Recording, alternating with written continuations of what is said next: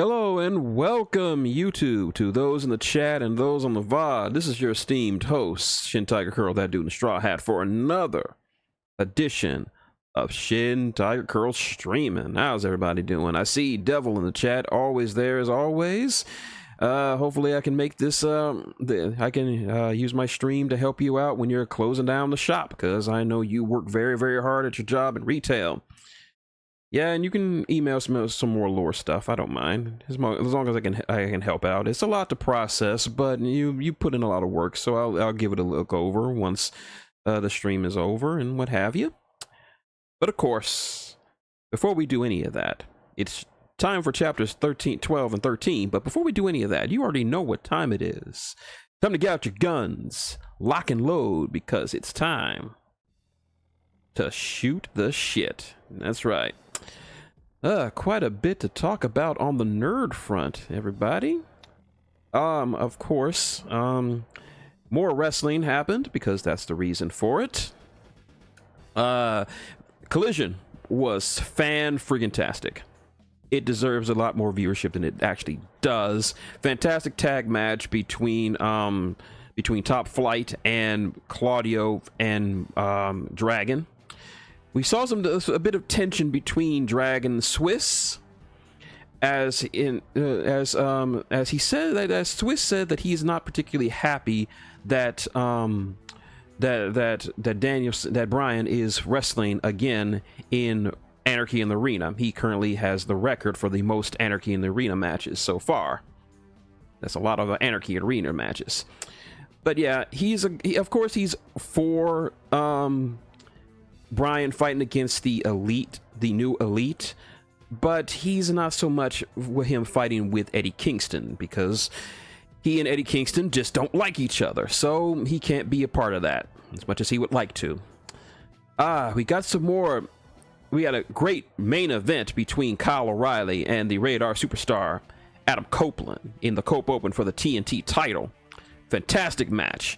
At the end of it, we saw some more aggro side for our dear friend, Mr. Adam Copeland. Remember, a few weeks ago, he got the black mist in the face from a member of the House of Black. And as we all know, as the story has been for years, you get misted in the face by anyone from the House of Black, it starts to fuck with you. It starts to change you. And we may be seeing some of that change. So, and after this, he challenged Malachi Black for to defend his TNT title at Double or Nothing in a barbed wire steel cage match. Oh, I can't wait. I cannot wait. Let's see. What else happened? Serena Deeb, the professor, knocked Timeless Tony Storm smooth the fuck out, because that's just how Serena Deeb rolls, ladies and gentlemen. Swerve Strickland got a modicum of revenge against the former members of the Mogul Embassy, as he took out the Gates of Agony, leaving only Brian Cage alive for tomorrow night when the two of them will face off for some promptu vengeance. We also learned that tomorrow night, for the first time ever, Kazuchika Okada, the Rainmaker, will be taking on Dax the Axe Hardwood. Oh my god, that's going to be an epic match. That is going to be a fantastic fucking match right then and there. Who else? I can't really, I'm derping on what's going on, but we do know this stuff is still going down. Battle lines are currently being drawn. People are siding either with the New Elite or with Tony Khan. So we could be looking at a AEW civil war, with folks erroneously thinking that the New Elite are trying to be the NWO. And I'm like, no, it's completely different. The NWO were made up of outsiders, and were originally made up of the outsiders, Nash and Hall, with Hulk Hogan joining in to fill out the ranks. This is completely different. Totally different. Nobody is joining the New Elite. They're just siding with them. So yeah, the former Mogul Embassy have just sided with them. The Patriarchy have sided with them. It's just you either serve the New Order or you get punished for it. Yeah.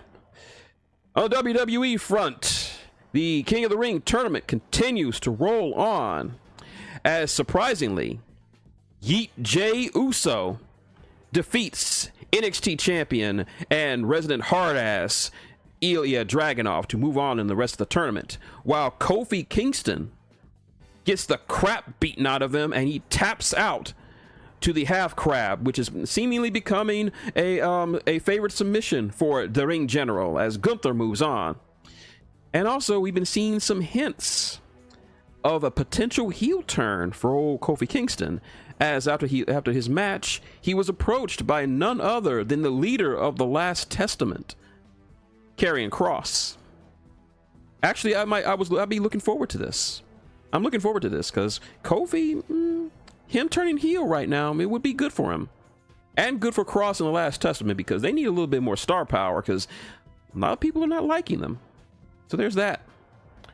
But yeah, looks like at this rate, the finals might look like for the men's side, Yeet Jey Uso versus the Ring General.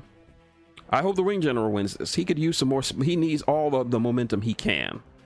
So there's that. The war of words between the hater of the year, Drew McIntyre, and CM Punk continues to escalate. Loving it.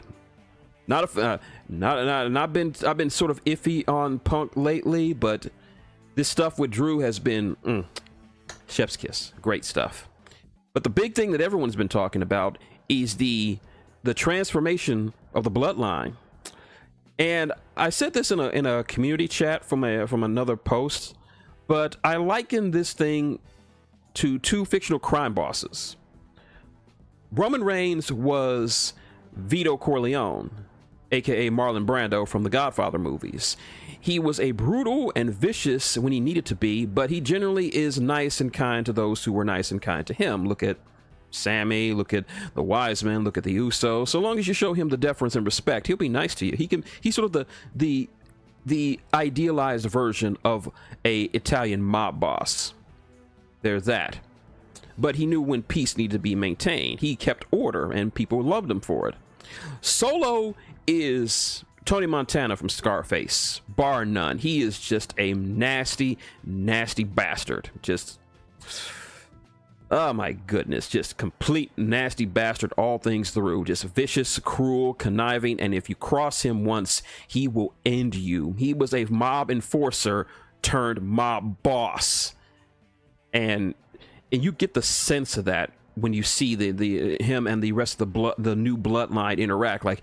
Like pairing him with the Gorillas of Destiny, of all people, it just was cementing him as a major threat, because you got the most vicious tag team that ever graced a New Japan ring in the Gorillas of Destiny. Just a pair of violent motherfuckers.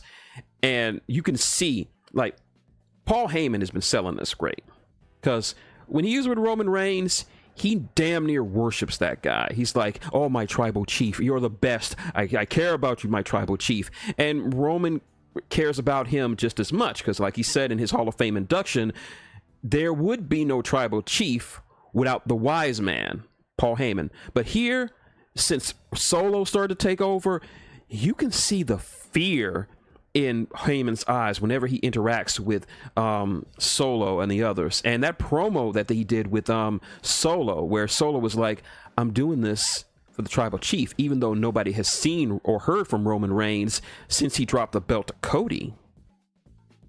So yeah, and when he hugged him, he just cast it. He was saying, I love you, Paul, I love you. But he had to cast this glance back at Tama and Toga, the Gorillas of Destiny, like, we gonna take this motherfucker out. So yeah, you can see the fear in Paul Heyman's eyes, and you know, oh man, this is gonna be interesting. And if and when Roman returns, he is going to be the biggest motherfucking baby face in the entire thing. Yeah, thank you. Solo is basically Luca Brasi. Yeah, who turned full Tony Montana. Yeah, Luca Brasi. Anybody who remembers Luca Brasi from the Godfather movies, that's it. That's the perfect analogy. He was Luca Brasi, but now he's turned full Tony Montana. He hasn't gotten coked up to the degree that Tony did, But keep in mind how dangerous Tony is. He is so dangerous and territorial. He murdered his best friend when he found out he was in a relationship with his younger sister. Yeah, you remember that scene? He saw his, he should have been happy for him. Like, yeah, you're being in love with my best friend who I trust with my life. But it doesn't matter. So you're still fucking my sister, and he fucking kills him. That's the kind of man that I get. That's the kind of vibe I get from Solo right now. He is, yeah.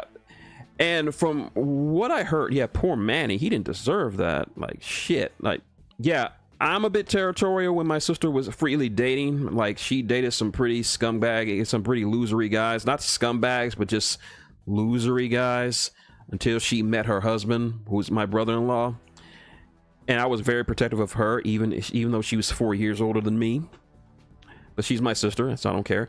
But I wouldn't go so far as if it's to murder a guy for having sex with my sister. My best friend actually wanted to have sex with my sister, but I knew he would never have a chance with her because, well, he's my best friend. No, it's not going to happen. But yeah, I am very, very much interested in what's going down with the new Bloodline storyline, and now. And battle lines are going to be drawn, just like with the new Elite story. This storyline, we're going to see battle lines being drawn. We're going to see a bloodline civil war, and the problem is, so we know if Roman comes back, we know that Jimmy is going to be on his side because, well, Jimmy got the absolute shit kicked out of him by Tama Tonga and Solo Sikoa. We know Jay still has loyalty and feelings for his cousin Roman Reigns, as he said before, that even though him and Roman fell out, he is still forever his tribal chief. So we know he has his back. We know that the Usos do still care about Wiseman, so they know what he's going through. But right now, Jimmy is still out, and Jay is focused on the King of the Ring. Where the Rock, the one that's going to turn things over might be the Rock, because the Rock, he's not going to forget how Roman stopped him in the middle of his catchphrase to make him acknowledge him. So there's that. I think The Rock is going to play a big part in what's going to happen with the eventual Bloodline civil war that's brewing. But yeah, when and if Roman comes back, he's going to come back to a face ovation. Like after what happened at Backlash, and the crowd was chanting, "We want Roman." Yeah. He's going to come back to a mega babyface pop, and I want to be there when I'm going to see that when it happens. That is going to be the babyface pop that the company has wanted for Roman for 7 years. 7+ years, and the only time they cheered for him was when he was fighting leukemia. Now they want him back because they see what's going on with the new Bloodline and how brutal Solo Sikoa is, and they may potentially be joined by Jacob Fatu, who's just coming over from MLW. And Jacob Fatu is a beast. I have seen his work in MLW. That fucker is amazing. And of course, I've been seeing reports that they haven't been laying into Jacob Fatu so much because they think that he might actually overshadow Solo as a member of the Bloodline, and I can understand that feeling. So there's that. In more nerdy news, the new season 1 of the new Doctor Who has come out, and I don't care. Better news. Tonight, the new episode of X-Men 97 will drop. And after last week's episode, I'm like, oh my, we know what's coming. Any comic fan from the 90s knows what this event means. And the event I'm talking about is Magneto forcibly removing the adamantium from Wolverine's skeleton. This happened in the comics. It nearly killed Wolverine. That's how bad it was. But it's not just this event that did it, but what comes after. I know what's coming. You are those who remember the comic books from the 1980s, from the 1990s about this event and what happened afterwards. You know what's coming. Any fighting game player who has played Marvel vs. Capcom 1, we know what's coming. As soon as I saw that, 4 words popped up into my head, and if you know, you know. The dream is dead. So tonight we're going to see the backlash from that, and oh my god, I hope they do the character way better than they did in the comics, because he sucked in the comics. I'm not gonna spoil anything for you. And it's so many people actually blaming Professor Xavier for this, and it feels like they didn't watch. Like here's the thing. Thinking on it, even if Professor Xavier was still there, even if he wasn't still in the Shi'ar having sex with his hot Empress bird girlfriend, Lilandra, what could he have done to prevent Genosha?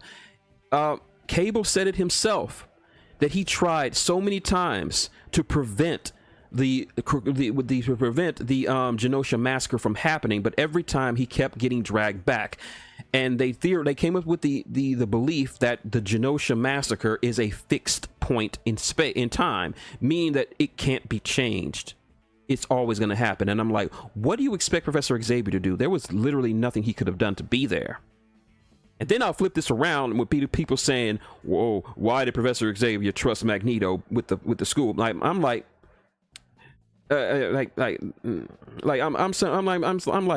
dude, did you not watch the old school shows? Magneto was on his way for a character reversion. Like at the very start of the series, he actually wanted to just nuke humans. He didn't fucking care. He was willing to kill Senator Kelly to jumpstart the genetic war that was happening. But as the seasons progressed in the OG show, he was showing subtle bits of changing. Like, the reason why Professor Xavier was away from the X-Men for that entire season was because Sinister tricked him, because he got a message from Magneto saying that he was in danger when he was really a brainwashed morph. And they met at those coordinates, and Magneto was like, I thought you were in danger, that's why I come running. And throughout the entirety time they were in the Savage Land, he saved Magneto saved Charles more times than he could count, and he was actually dealing with the backlash of what his influence on the Savage Land was doing, especially with the mutates. They all fucking hated him. He's like, yeah, they have a right to. I fucking sucked. Then he joined forces with the X-Men to fight Mr. Sinister. Then he's like, I don't want to chill out with humans anymore. I'm going to create Asteroid M, and mutants are going to chill out. And they were doing well for a time until that punk Corsair turned his back on him, blew him out into fucking space, and tried to kill him. But then he came back and was like, bitch, you missed. And then totally hoed him and destroyed Asteroid M. And he's like, I tried. Like, I really, really tried. Maybe they could have trusted us, but that's not point anymore. So he destroyed Asteroid M because he felt that it was too much. Like, he saved mankind from the nukes after Cortez fired hundreds of nukes at Earth, and Magneto's the one who stopped it. His reasons may not have been all that altruistic, but still he did it. Then came the Phalanx invasion. He was staying completely out of it. It's like, if the world ends, the world ends. I don't care anymore. And then Beast was like, yeah, your son Pietro, he got caught. And he's like, let's roll. Yeah, so he saved Earth. Then came the four-parter with Apocalypse. Originally, he joined up with Apocalypse because he said he was going to create a timeline where mutants reigned over humans. But then he found out the dude was going to wipe out creation itself so that no one would ever oppose him. And Magneto was like, no. I'm not joining up with you for a guy who was willing to perform galactic genocide. Oh, hey, what's up, LPH? Just talking about some stuff about X-Men 97 and how people don't know what character work is. And then in the final episode, after Xavier is presumably attacked and killed and Mutandom are ready to join forces with him, Magneto hears that potentially he could save Charles's life. And he's like, I can't stop this. This is all I wanted.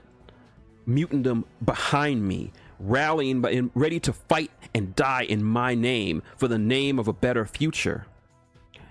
And why would I stop this to save Charles? And Scott is like, because he would do it for you.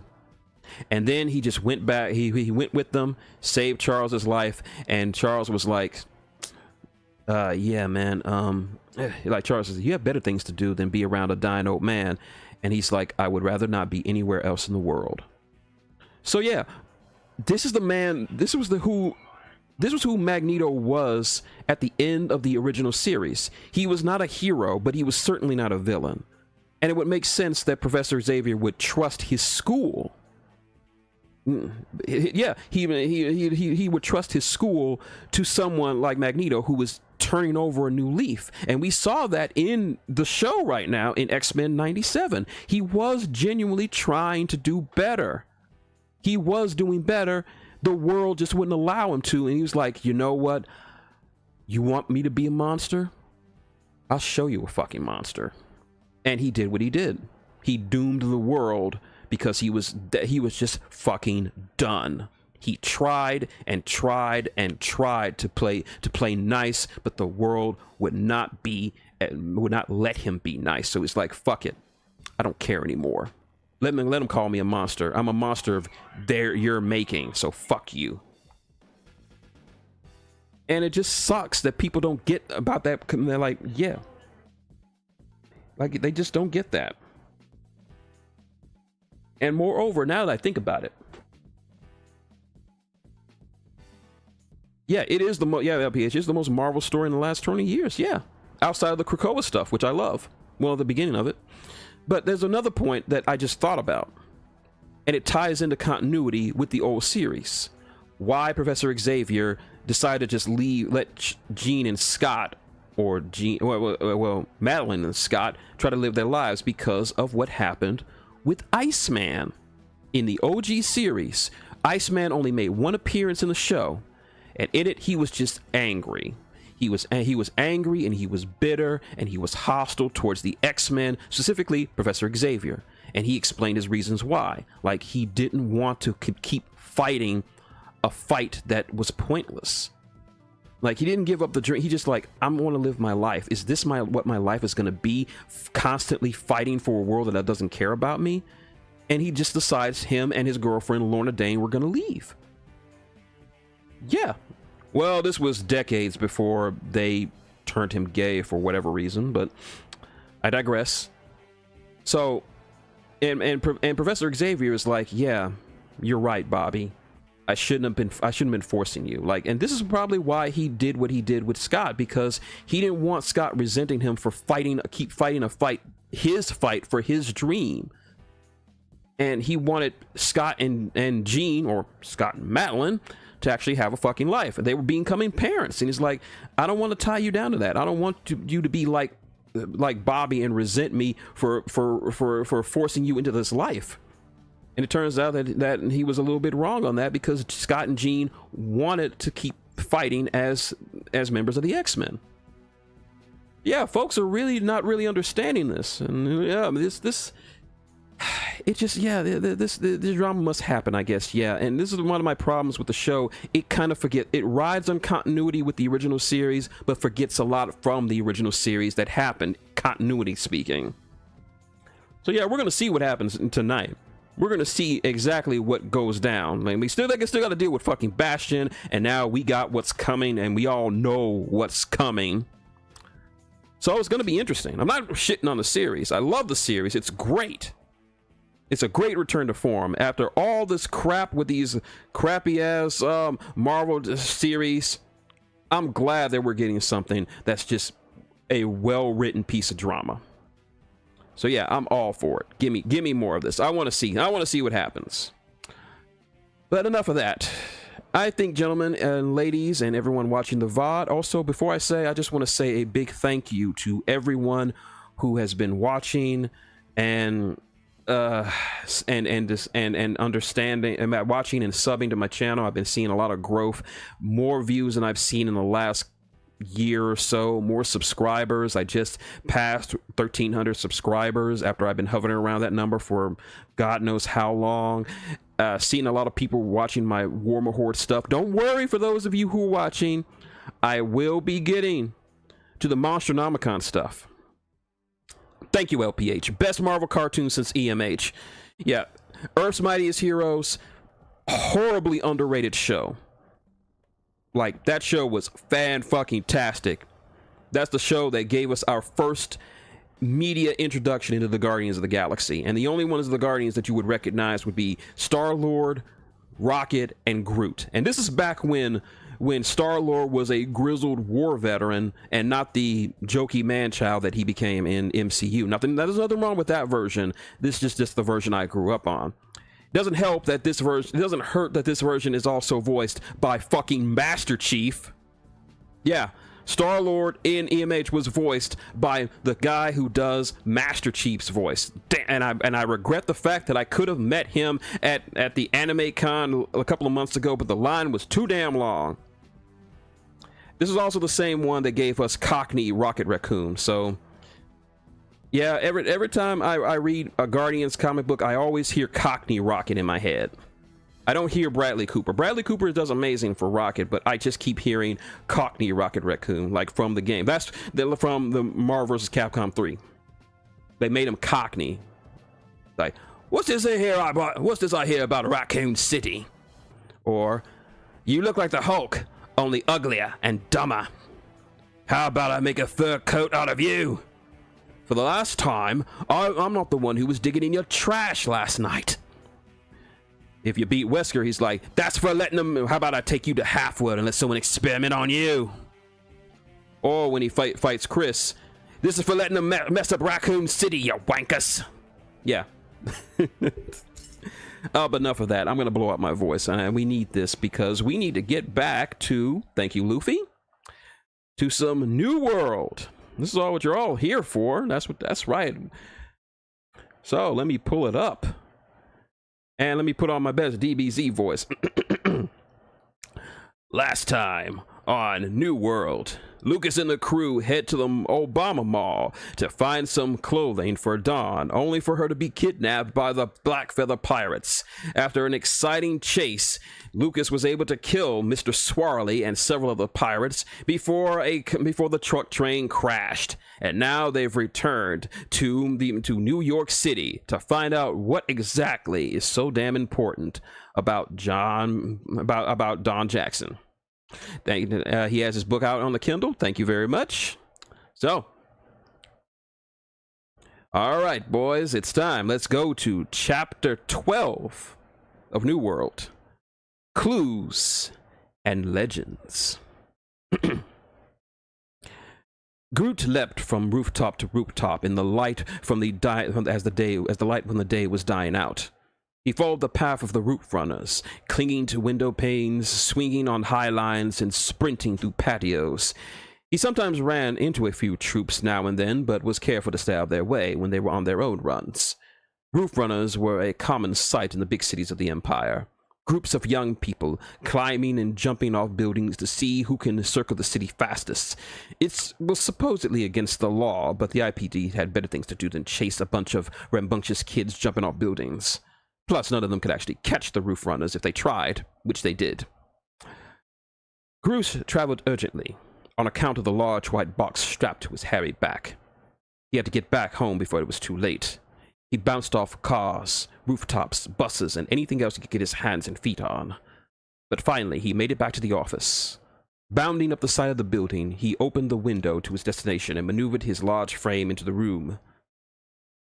Inside, sitting around the room, was Thor, Reese, Jinx, and Dawn. They each looked up as he entered the room and stood up. "Did you get it, Groot, old boy?" asked Thor. "Chee," he said, unstrapping the box from his back and placing it on the table. "Ah, good on you, lad. Now, we begin." "Are we sure we should be doing this?" asked Dawn. "Without Lucas, I mean." "Can't be helped, Dawn girl. Must be done." "It is our only choice," added Reese. "I don't really know if this is right." "We explained it already, Dawn," said Jinx. "If he wasn't back by now, we would start without him." "Well, if you're sure." The group surrounded the table and eyed the box with sharp stares. The tension was high in the room, but as the dwarf said earlier, it must be done. He reached over and undid the latches and opened the container, a waft of steam billowing from inside and the smell of food entering the room. Almost simultaneously, the quartet took a deep breath, inhaling the warm aromas and seasonings coming from the containers of food in the box. "Can't believe we're going to eat without Luke," said Dawn. First come, first serve," said Thor, as he began to remove the containers and place them on the table. "Should have been here when it got here. Besides, Chen food's better when it's hot and fresh." "Yep," added Jinx. "It's his own fault for not being here." I wonder what that errand he had to run. I wonder what that errand he had to run was. We shall know soon, Don Jackson. In the meanwhile, please eat. Reese smiled as she handed the girl a plate of food, which consisted of some rice, some type of meat, and something that looked suspiciously like egg rolls. Like her dinner on the Barbosas, there was a sense of familiarity with this dish. She knew what it resembled, wasn't sure if she should trust it. But she was hungry and didn't really care what it tasted like, so long it was as good. It was little over a day had passed since that intense chase with the pirates. Thankfully, they were able to make it home without much trouble or hassle from the IPD. The chase made all the news outlets, but there was no mention of pirates. Even with the little evidence there was of pirate involvement, she was told by Lucas that it was probably suppressed either by the prince or the emperor. Through private channels, of course. Her injuries were minor compared to Lucas's. A visit to Dr. O and his wounds were treated expediently. Later, he was on the phone with someone, possibly the prince. She knew this because even she could hear his voice screaming on the line. After that, Lucas said he was going on an errand and took Thor's van somewhere. That was over 8 hours ago. Dawn ate a spoonful of rice. It tasted good as it looked, and strangely familiar. The same feeling came up when she tried the other food. She smiled and said, "This tastes like Chinese food." The others looked at her as if she'd grown an extra head. "Chinese?" Bruce tried to sound out what she said. "Chinese food. This tastes just like it." "What in the bloody hell is this Chinese food, girl?" asked Thor. "A type of cuisine from my time, from a country called China. It was very popular." China. Reese thought for a moment. I seem to remember a nation by that name. I think it's somewhere in Khan. That's right. It was one of the largest and oldest nations on Earth at the time. But you can see where the name comes from. It was originally unified under under a kingdom called Qin.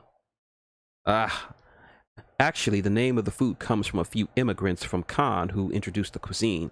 Supposedly, it's from the province of Qin, or that's the story, said Reese. Well, I guess that does make sense. Dawn took a bite of her egg roll. Funny how things like that work out.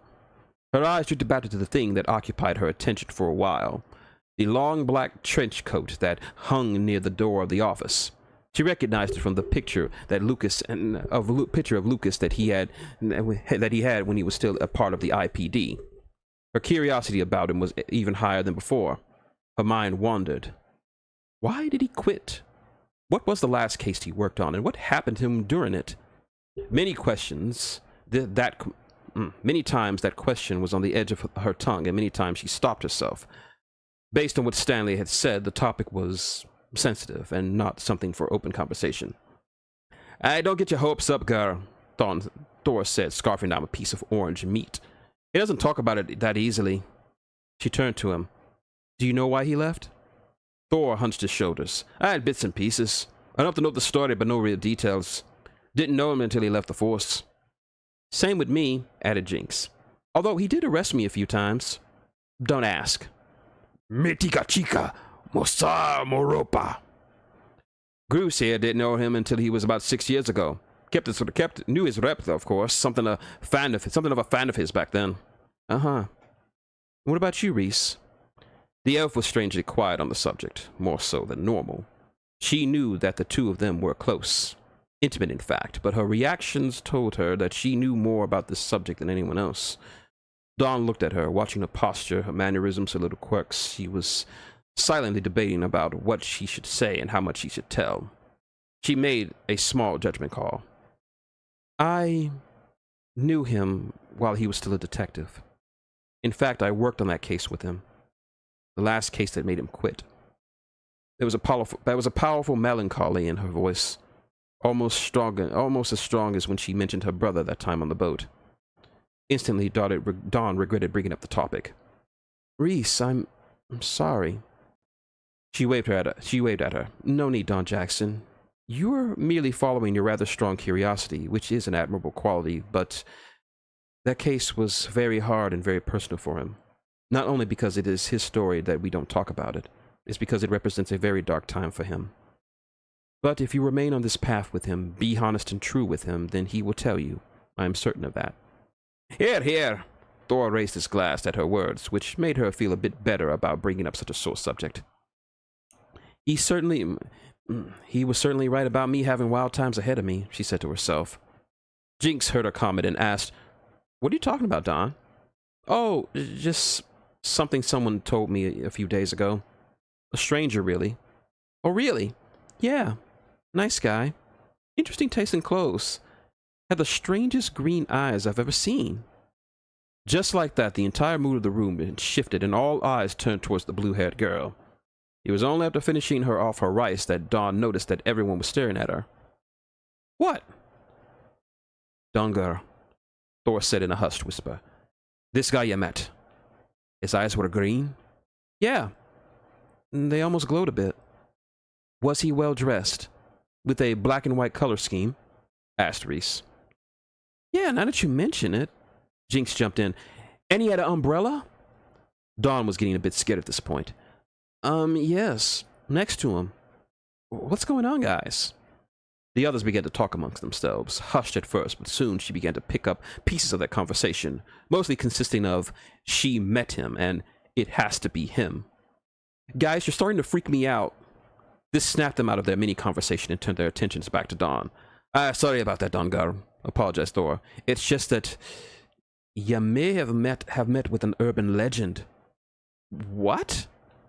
Jinx typed in a few keys on her wrist computer and called up an image of me. It was a rather old and unflattering one, if I do say so myself. "Is this him?"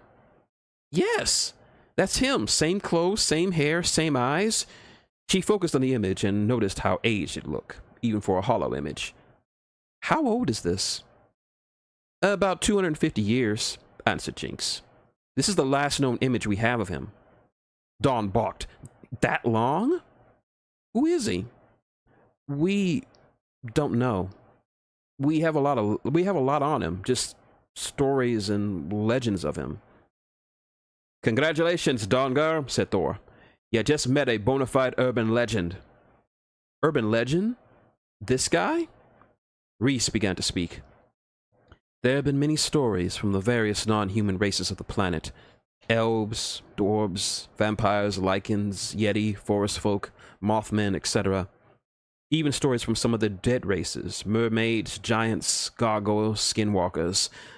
Alone they don't really mean much, but together they paint a picture. One that stretches back for thousands of years. All tell of a mysterious being who appears like the wind. He strikes up conversations with random people and then just vanishes. He looks the same in all the stories. A well-dressed man in black and a black and white suit carrying an umbrella with haunting green eyes." "What is he?" "No one knows. He identifies with no other long-lived race. No other race claims him. No one identifies him." "Any theories about him?" "Always. The theories abound. One say he's the last member of a highly advanced race of beings who lived on Earth millions of years ago, possessing immense intellect and longevity.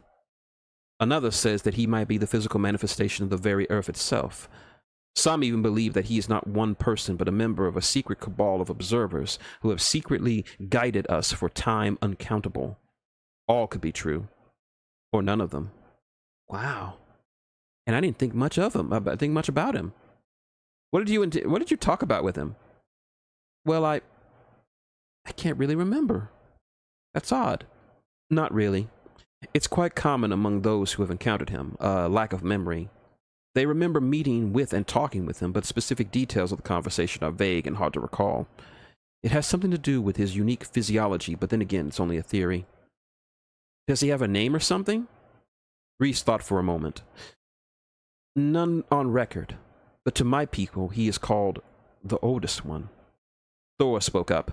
We dwarves called him Hargen Dorga. It means older than the mountains." "My mother called him the Shadow Within Shadows," said Jinx. "She used to try to scare me with stories about the guy. Used to be so afraid of him. Feel kind of foolish now." Groose added in, "Dunda chaka, di chaka, da mashikaka." Thor translated, "Among Groose's folks, he's called the Oak with Legs. My personal favorite, but generally people just call him the Stranger." Oh, I'm so sorry for not speaking much during this time. I just enjoy listening to talk of this nature. Nothing to do with my own ego, mind you. It's just interesting to hear people talk of me like I'm some sort of boogeyman or tall tale to be told around a campfire in the middle of the woods. But I can't help but find some of their theories, well, to be humorous. I mean, a race of godlike beings? I wish I was so simple. Besides, it's certainly not true. I've met gods. And I've met beings who call themselves gods, but godlike beings, and haven't met them yet. I'm rambling, I'm sorry, and we've gotten off track with our story. Just then, Lucas entered the office, his duster billowing in from behind him into the room. Hey guys, I'm back, and he immediately noticed the food and everyone eating. He glared at them. Really? You couldn't wait? He asked. Shouldn't have taken so long, quipped Jinx as Groose laughed with a mouthful of rice. You're all traitors, he said before eyeing Dawn. And you. I thought I could trust you. People need to eat, and you need to be faster, she said, giving him a wink. Lucas mumbled something about firing some ungrateful people as he hung up his cloak next to the black one. Jinx passed him a plate of food as he sat down. Oh, you missed something. Awesome, announced the Fae. What is it this time? You brought dessert and ate it all? He asked with extra snark in his voice. Nah, said Dor. A little ray of sunshine here had a wee run-in with the stranger. Lucas looked up, surprise written all over his face. No shit, you really met him? Supposedly I did, she answered. When was this? At the deli, when you went to go talk with your brother on the phone. Oh, the dams, he cursed. I always miss the good stuff. Aye, don't ever worry, lad. You'll meet him one day, I'm sure of it. Well, he isn't wrong, but who am I to tell him? The minutes passed as the crew ate their dinner, devouring all but the smallest crumbs. Groose and Lucas saved a bit to eat later, but they would probably amount to nothing more than a midnight snack. Finally finishing her plate, Dawn asked, So Lucas, what's this important errand you ran out to do?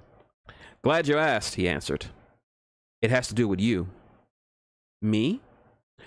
Lucas reached into his pocket and retrieved a small bluish crystal about the size of an aspirin.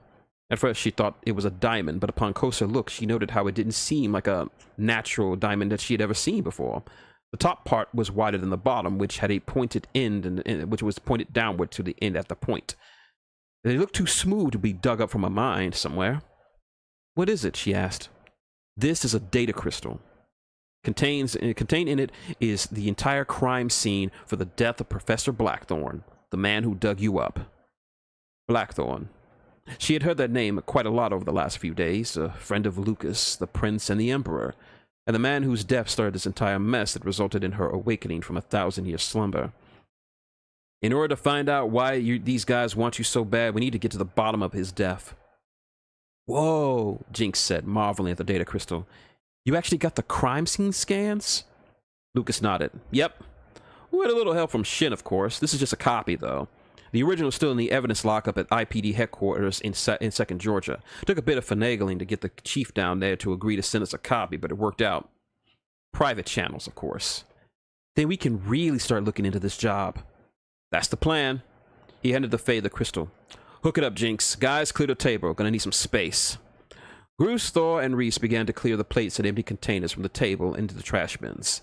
Afterwards, they started to move the tables and chairs to the side of the room, leaving a wide open space where Lucas stood.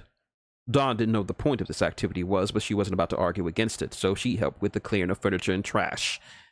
Jinx retreated behind her desk to the left side of the room. She stripped off her wrist computer and placed it on the desk before her. She motioned a hand over the silver surface, and a small round slot opened up.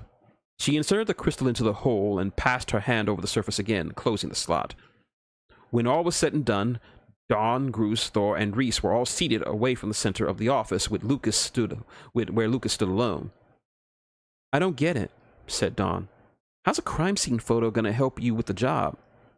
He turned to her and smiled. I didn't say it was the crime scene photo. I said it was the crime scene. On cue, Jinx shut off the lights of the room, surrounding everyone in darkness. Elevate boards, she commanded. Then 3 holographic keyboards appeared before her, 2 on either side of her and 1 in front. She began to type a few commands, and with the final keystroke, the program activated. Dawn's eyes went wide at the sight before her. Illuminating the room in green was a scanned hologram of a seacoast, complete with sand, piers, parked cars, buildings, and more. Even in the dimly lit room, she could see everyone could see the wonder in Dawn's face. It was like a child seeing it was like watching a child see an amusement park for the first time. It was heartwarming to see. "I take it they didn't have this back in your time?" asked Lucas. "Yeah, we did, but not to this level," Dawn observed, touching a few of the images before her. "To get images of this quality will require a room full of projectors and equipment that could take up that room." "Wonders of the New World," he said proudly. "What you're looking at is a crime scan," explained Jinx. "Standard OP for officers arriving at any crime scene is to drop a holo scanner and map it. The scanner can map an entire given area, from the size of a small room to a few city blocks. And when it gets everything, I mean everything. Blood traces, DNA, chemical stains, temperature, wind direction, footprints, etc. This is more than just a picture of the crime scene. This is as close as it has to being there as we can get. With this, we can examine the scene, look into every little detail, no matter how small it is. And because of how fast it does the scan, we don't have to worry about contamination." "I can see why you went to so much trouble to get it." "Yes, indeed, Miss Jackson," said Lucas. "Now, let's get started." He extended his arms and cracked his knuckles loudly. "Jinx, give me the report." The Fae typed on a few of her boards and called up a few files and pages that appeared in the air. To Dawn's amazement, she physically touched the page and threw it over to Lucas, who caught it with one hand. Jinx began to read the report out loud for everyone else. On Tuesday, April 23rd, police were called out to Alpine Beach due to witnesses reporting a burning corpse at the scene. Beat officers Nakamura and Styles were first to arrive at 7:46 a.m. local time. Lucas placed the page back into the air as he knelt down. "Bring it up, Jinx." She typed a command, and a section of the image enlarged itself next to him. It was the image of said corpse, burnt and covered in tattered clothes. Lucas inched around the image, his face showing hints of remembrance and sadness. He let out a sigh. "Doc, you didn't deserve this," he muttered. Fang records and gene scans show an exact match. Silas Blackthorne, vampire, age 97, professor of Old World Studies at AXU, Jinx said solemnly. "All right," Lucas said as he stood up and ran his hands through his hair. "What about the cops?" Jinx quickly found their files and read them. "Nakamura's a vet. Been working the beat for about 15 years, so no issues or problems. Was up for guardianship 2 years ago, but didn't make final selection. Styles is a rookie. Just got out of the academy about a year ago. The same as Nakamura, no problems or issues. Okay, so we can rule the cops being in on this. If they were to get cops into this, they would have had to be ones with less than perfect records. Who made the call?" The call came from an elf, a Mr. Anya Sheev, age 126. He owns a shave ice business a few blocks from the scene. He was out for his morning jog when he saw Blackthorne burning on the beach. Morning jog? As in he does this regularly? Yep, always just before dawn, according to the reports. Okay. He ran his fingers through his hair again. "Any clues from the body?" "Just 2, she answered as she typed away. Two items were found near his body. A half bottle of mixed hard rum and a note. Based on these and the trace amounts of alcohol that was left on his system, they were originally going to rule it a suicide, at least before His Highness halted the investigation." I see. So this was a murder. "How do you figure?" asked Dawn. "I knew Doc Blackthorne. Invited me out to drink once, but I told him I don't drink. He told me he was a lightweight, couldn't handle hard liquor without getting blasted off his ass. Only wine for him. And Jinx said half the bottle was gone. He couldn't have drunk all that and still be conscious for anything, let alone suicide." "Hey, good point," said Thor. "Mix is a powerful bit of beast, I'll tell ya. Me grandfather offered me some when I was a lad. One sip and I was on the floor.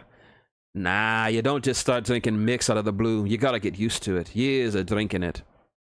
Could he have driven in and drunken it there? Asked Dawn. Jinx, was his car there?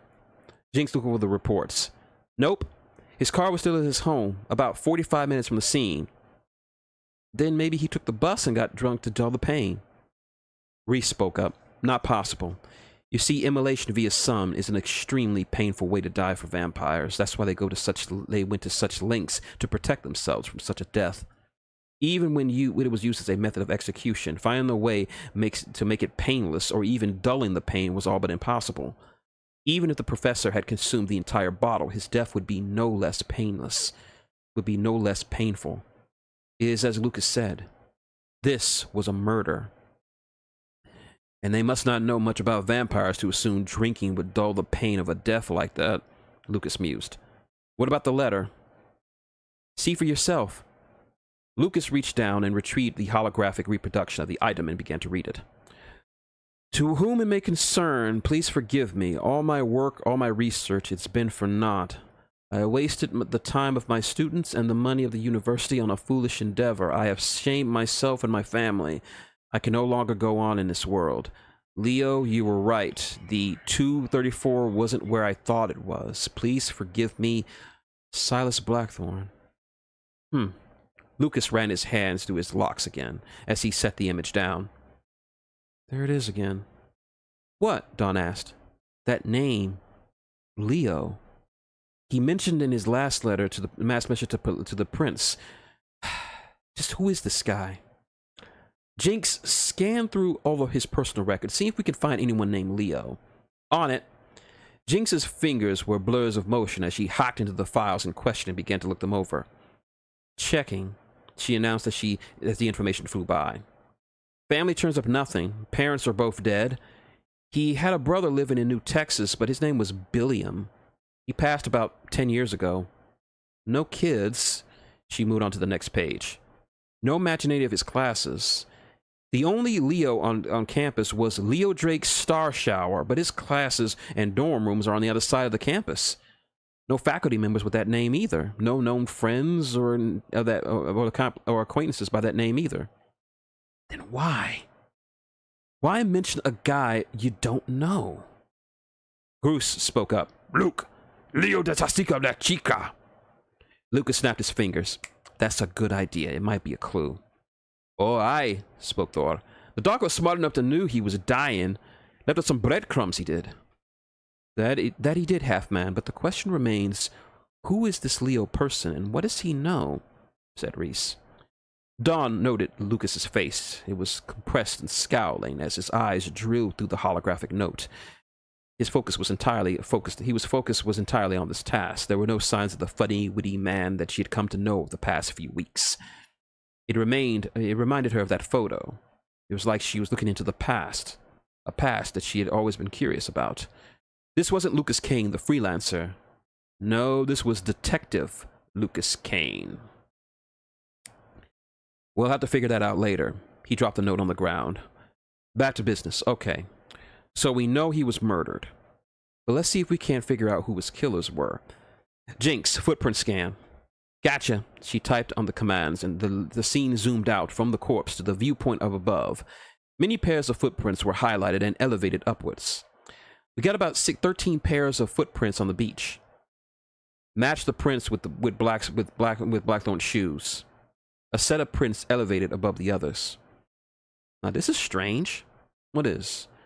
I'm not getting a good set of prints from him. 5 or 6 at best, and they seem random. So much so I can't tell where they came from. Lucas pondered for a moment. Show me his shoes. The condition. The deceased doctor's shoes showed up in front of him. Lucas looked over them and noting every single detail. I see. He was dragged. How could you tell that? Asked Dawn. His shoes, he pointed to the objects in question. There's sand on both the tops and bottoms. Based on the pattern and the amount around it, they must have carried him by the shoulders and his feet dug into the sand. See the depressions next to his prints? He pointed out said depressions. They were made as they drugged him. But he could have gotten them sandy some other way, Dawn pointed out. Maybe. But look at the soles themselves. See how the soles are falling off the tops? I see, said Reese. That type of footwear, while nice to wear around, isn't the toughest. I can see how dragging such might be the cause of the damage to his shoes. The footprints must have been made when he tried to walk a few times. That means he couldn't walk. You think he was drugged? Asked Thor. Lucas raked his hair again. Jinx, run an analysis. I know what you're thinking, Luke. But you know immolation would remove any real traces of drugs in the system. I know.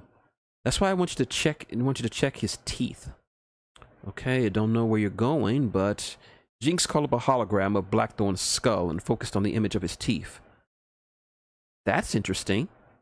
Found something? Yeah. The back of his front teeth are slightly green. Thought so, Lucas said. It's fuzzy meadow. Everyone outside of Dawn nodded and agreed with his assessment. Dawn, of course, was lost. What's fuzzy meadow? She asked. Reese answered. It is an illegal narcotic, very common in the fat South. Not surprising considering the main ingredient, lily root, is grown in places down there. It's administered via the mouth through an inhaler. It's the easiest way to get it into the system fastest. So what does that have to do with the professor? Fuzzy meadow can give you a decent high, but it does have one major side effect: paralysis of the limbs. An average single hit can cause numbness in the extremities, fingers, nose, ears, and the like. But research has shown a large enough dose could cause total bodily paralysis, leaving the user unable to move. I get it, Dawn said with sudden realization. Whoever kidnapped him got him high on this stuff to the point where he couldn't move. That way they didn't have to stand around and wait for him to die and risk getting caught. Exactly, said Lucas. I was wondering how they were able to get him to stay still for this kill, since they didn't look like there was any evidence that he was restrained in any way. They couldn't beat him up to the point that he couldn't walk. Even immolation wouldn't explain broken or fractured bones. And like Jinx said, any drugs or chemicals in his system would have been completely burnt off. Fuzzy metal would be the only logical way they could hinder his movements without leaving too many traces and leading credence to this whole suicide angle that they're going for. But how did you figure out it was this drug? The teeth. If the dose was large enough and pure enough, fuzzy metal can turn the backs of your teeth green. I gambled on it. There are about 8 different drugs that could do the job. I just picked one that I could probably prove. Okay. So we know the bastards drugged him, took him to the beach, and let him burn up. Thorgan took a sip of his drink. I think we've got an idea about who these guys are, but it's better to let our resident detective here put the pieces together. Lucas smirked at his comment. If you insist. Jinx? I've removed the professor's footprint from the lot. We're down to 12. Lucas looked over the other prints and pointed out a pair. Remove those. Those are standard issue IPD boots. Jinx nodded as she removed them as ordered. 10. Jinx! Tentai! Erlo do chica na zizi! Good eye, Groose, she commented before removing 2 more sets. 8. There, Reese pointed to a pair. Those must belong to our witness. Those are jogging shoes. How in the bloody hell do you know that? Reese gave the dwarf a curt smile. Because I own a pair. Thor gave her a small nod as Jinx eliminated the prints. 7. You think you'd be pretty smart? You must be thinking you're pretty smart. Well, 2 can play at that game. Thor circled another pair with his finger. Those be dwarvish work boots, not something you wear when you head into the beach. Good point. Jinx inputted the data. 6. 6 pairs. Lucas fingered his locks again.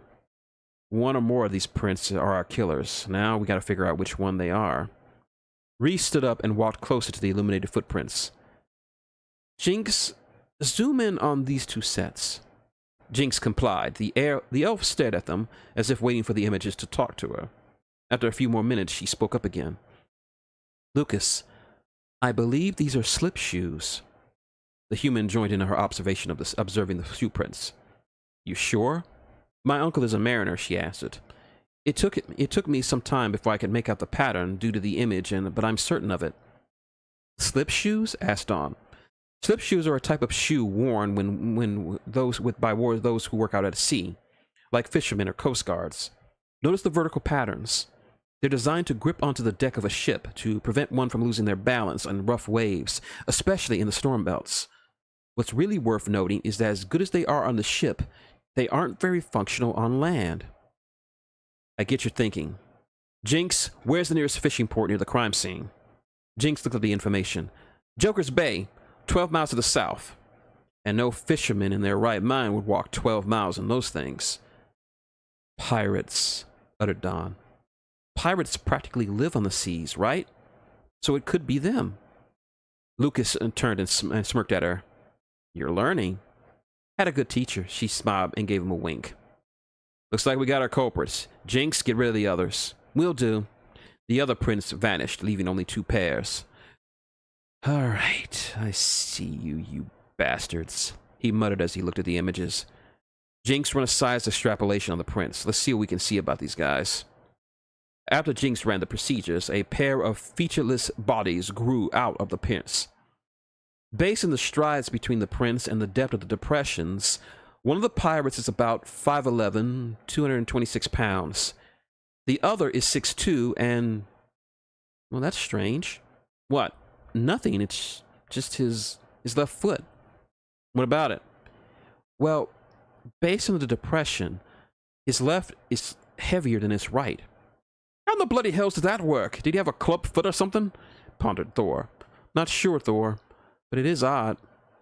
As they were pondering this new clue, Dawn stood up and walked closer to the highlighted images. Jinx, she said, could you tell me what this is? The Fae followed her pointed finger to a series of small blotches alongside the prints. It looks like just some kind of oil from here. Can this, she motioned around the hollow image, do a chemical analysis? Sure, but I don't see the reason. Just humor me. Hunching her shoulders, Jinx performed the analysis, calling up images of the molecules that made up the mysterious substance. She said as she looked at the image. It's not oil, or water for that matter. Anyone know what this stuff is? A question was met with a chorus of no's and shaking heads. Well, I guess I have to scan the web and find something that matches. Don't bother, said Dawn. I know what this is. And I know why one of our friends here has a heavy left foot. Well, don't keep us in suspense, Dawngar. Tell us. It's simple. This is cyberbiotic fluid, or cybos for short. I still take it cybernetics are still a thing here. They all nodded. Cybos is like motor oil for cybernetic limbs. It keeps the joints loose and helps with the better the connectivity between limbs and the nerve endings. Helps with responsiveness and mobility too. I didn't know you were an expert in cybernetics, said Lucas. Not really an expert. My brother was in the army.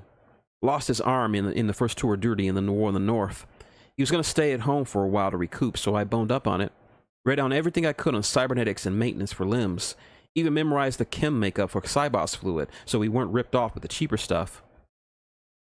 Impressive. Dawn felt good that she could contribute to this investigation.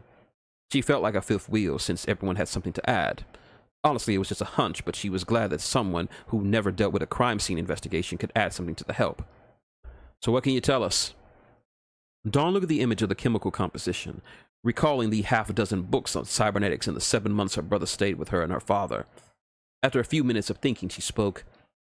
Based on what I can see from this fluid is about 5 months old. The edges around show molecular decay, but not enough to hinder movement. Also, it's missing a few key compounds.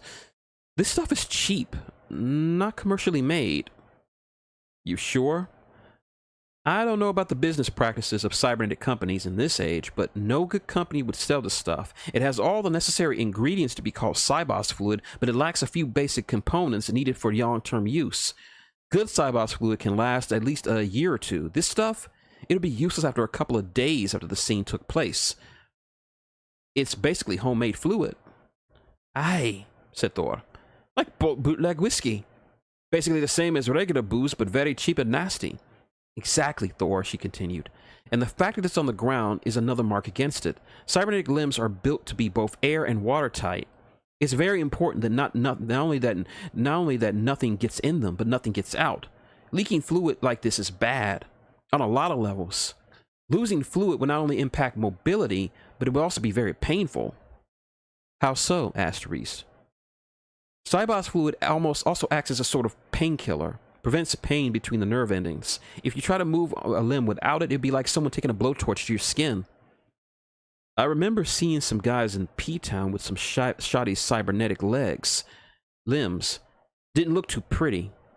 This guy must have gotten his leg from there or somewhere similar, said Lucas. It would fit with what I'm looking at, said Don. Also notice the size and location of the spills. They're bigger coming to the scene than they're going, meaning that his limb was probably near empty by the time they left, concluded Reese. But where did they leave is the next question. Jinx, can you hack into the CCTV net for a second, Georgia? You kidding me, Luke? Her hands blurred as she performed the hacking and observed the network. I'm in. But bad news, gang. There aren't any cameras on the beach. What about the parking lot?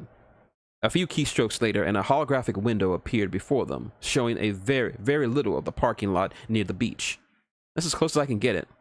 Good enough. Now run a time-lapse between 6:45 a.m. and 8 a.m.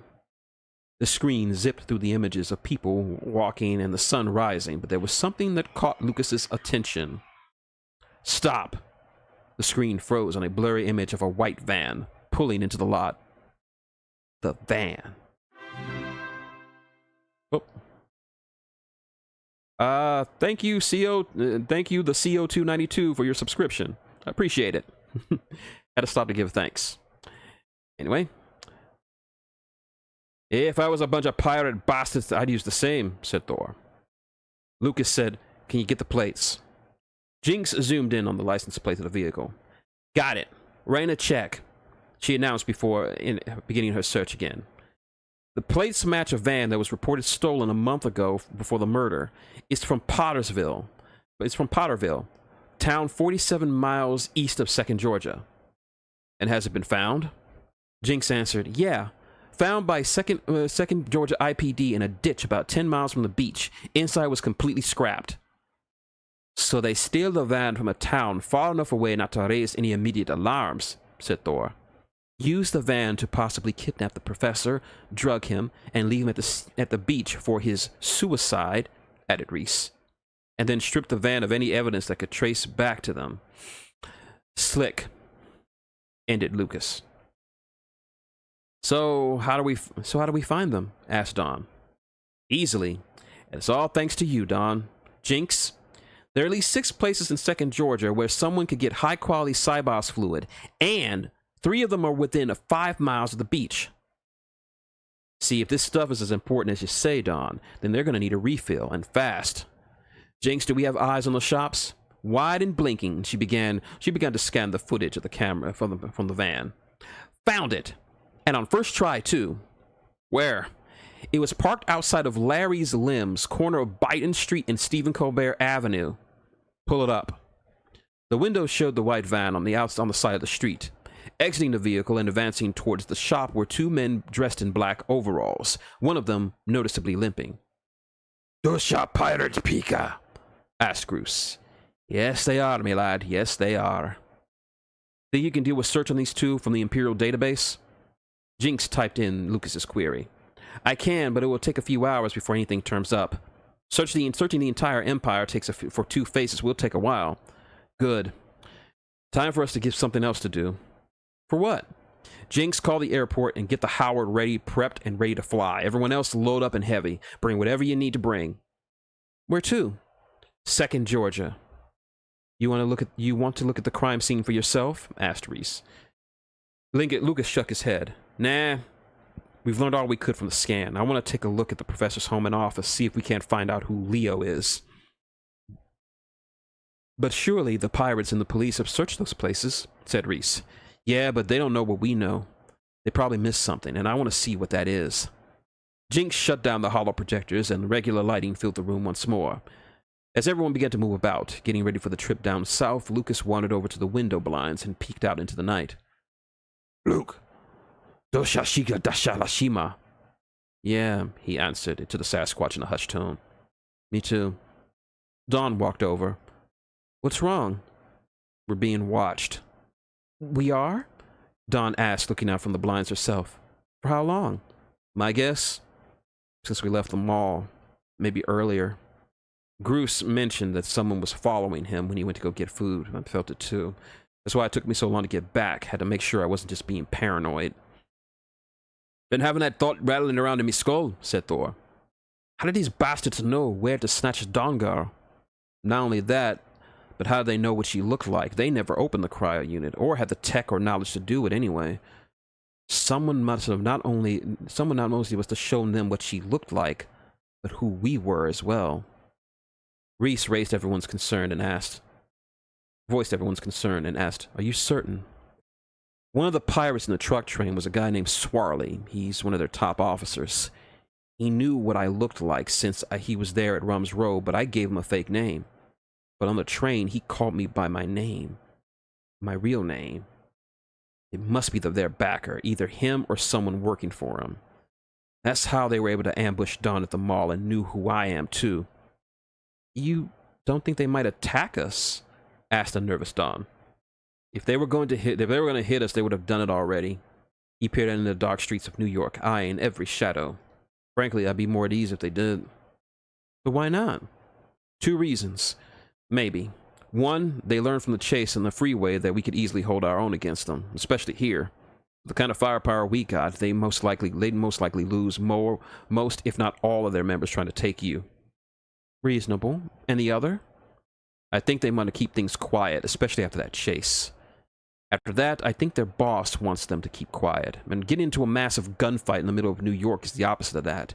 If people found out pirates were in the Empire, they'd want to know how they got here, and who had the influence to get them here. I don't think the backer would appreciate eyes on his direction. At least, not right now. I get you, Luke. This is just show. Letting the bastards know if they want a scrap, we can give them one. Lucas nodded with the dwarf's comment. That too. But mainly, I don't want to get caught with my pants down. Rather have it not needed, you know? So what do we do now? Asked Dawn. Same as before, nothing changes. We find out everything we can and go from there. The Geese Howard made a 3-hour-long flight to 2nd Georgia in relative peace. The much-needed overhaul to the twin engines guaranteed they would make it to their destination, although it wouldn't be breaking any records anytime soon. 2nd Georgia was a nice port city, named in honor of the old world state of Georgia, which had been destroyed during the chaotic century in what historians called the Big Fight.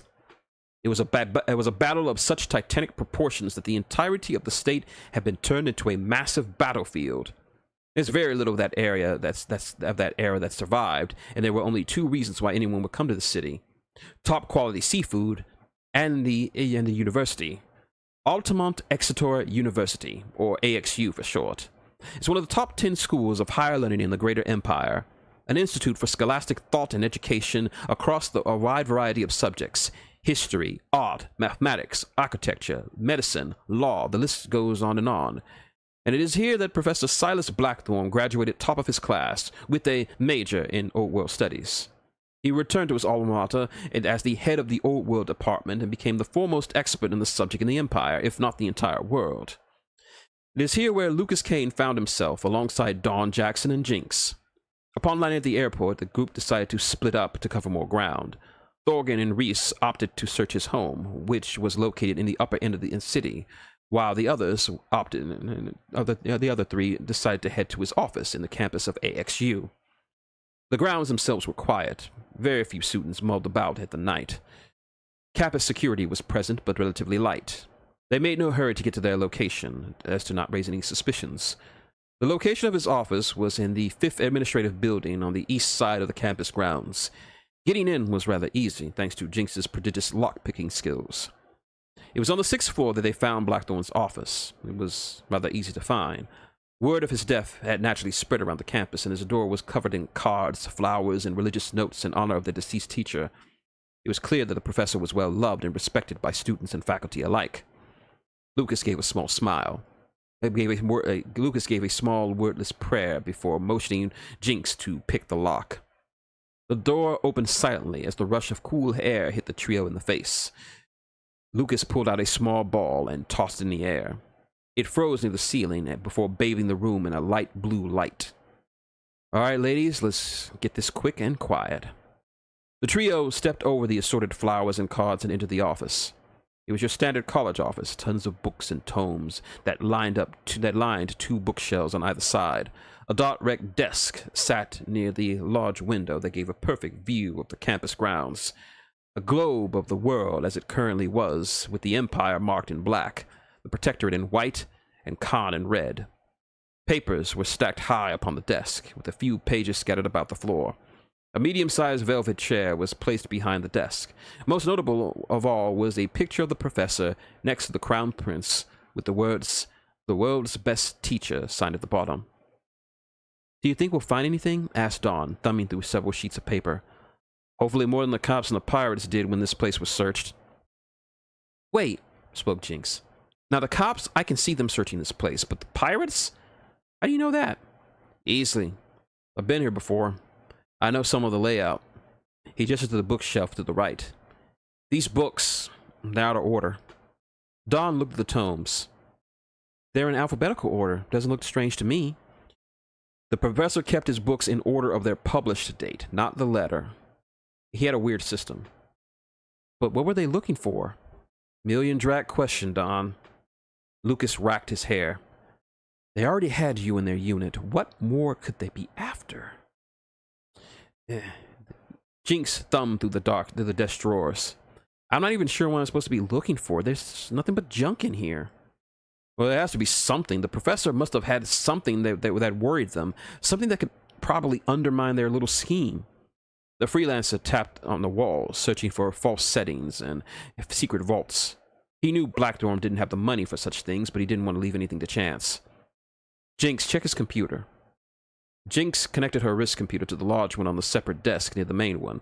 After a few minutes, she called up the data from the CPU on a hollow screen. Nothing at all. Whole thing's been wiped." "You think the pirates did it?" asked Dawn. Jinx shook her head. "According to the maintenance files, it was done by the user. Blackthorn wiped the whole thing. It's basically at factory settings now." Blackthorn covered his tracks well, but there must be some clue. "Keep looking." He resumed his own search as Jinx continued to search the computer. Dawn's eyes scanned the bookshelves, looking at the names on the spines. Some she knew, others that were completely foreign to her. Just as she was about to move over to the other side of the room, she stopped herself and glanced at the bottom of rung. She didn't know why, but she felt like she was missing something. She looked over the 6 books at the bottom. 3 were academic books from the old world. 1 was about Khan and the complexity and its complex language and tongues. The last 2 were novels. Her eyes stuck to one of them, a red-bound first edition. She read the title over and over again in her mind, trying to make sense of why her attention was focused on this one in particular. She reached down and pulled the book out, looking at its cover. It was only then, looking upon the illustrated eyes of a painting that made up the cover, that she finally understood why she was so drawn to it. "Guys," she uttered, I think I figured out who Leo is." Lucas and Jinx immediately turned their attention to the girl, dropping their own searches. "For real?" asked Jinx. Yes, I think so." "Better than nothing," added Lucas. "So who is this guy?"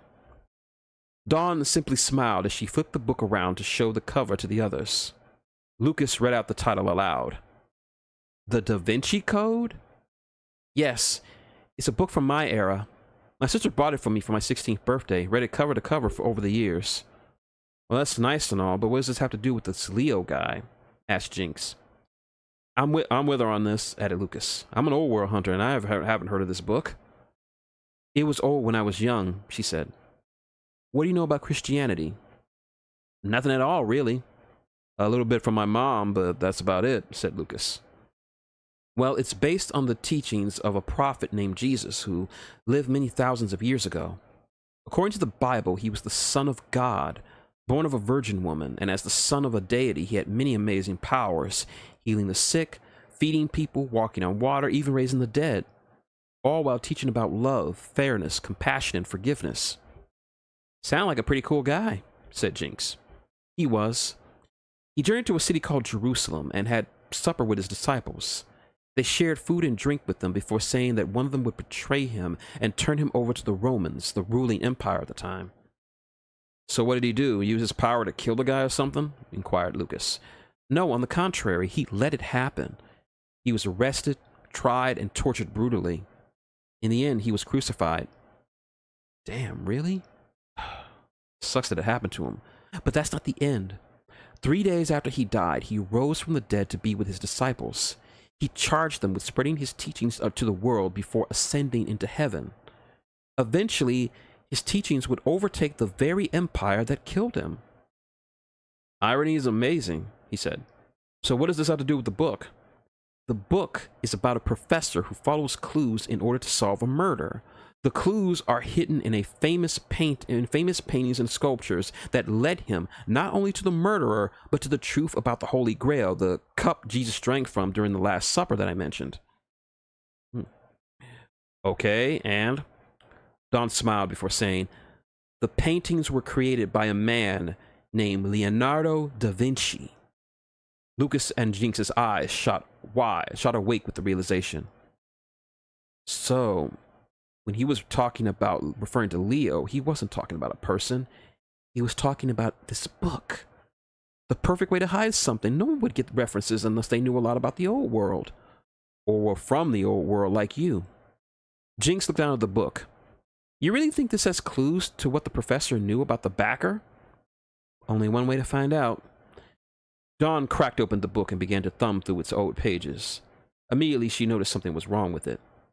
The pages were dotted with stains of some unknown quantity. Small dots of fluid marked the paper, not enough to make the book unreadable, but merely sloppy-looking. Dawn flipped through the pages and saw that they were all stained. This book is a mess. You're telling me, Lucas added, looking incredulously at the old book. Blackthrone was an old world hunter like me. There's no way he would allow it to get this messed up. Do you think the pirates did this when they searched the place? Asked Jinx. Not sure. He rubbed one of the stains with his fingers. When it didn't rub off on his tips, he leaned down and sniffed them. It's not blood. Not oil either. He looked back at the desk. Jinx, bring me that bottle of ink. The Fae scrambled over and retrieved the small black bottle of ink from the table. Lucas took it and opened up the top, taking a few tentative sniffs. It's ink. Ink from this jar. You sure? Lucas nodded. Blackthrone had especially ordered ink from a company up in the Midwest. The only one on the staff who used it. So he must have messed it up himself. But why? Why go through all the trouble? Asked Jinx. Maybe they're clues themselves. If he was talking about this book, maybe there's a code in it. But we don't have a clue of what it is or where to start. Lucas's fingers swam through his hair. Maybe we do. Remember the note he left behind? He said the 234 wasn't where he thought it was. What if wasn't an object? Yeah, like a page number. Dawn quickly thumbed through the pages until she reached the page 234. Like the others, it was dotted with ink stains. Okay, now what? They all stared at the page, trying to find some sort of pattern to start with. Jinx was the first to figure it out. Look! She pointed. The stains cover different letters. Do you think they spell out a message? Let's find out. Lucas started at the top of the page and read out the splotched out letters. F-E-E-T-O-F-N-D-T.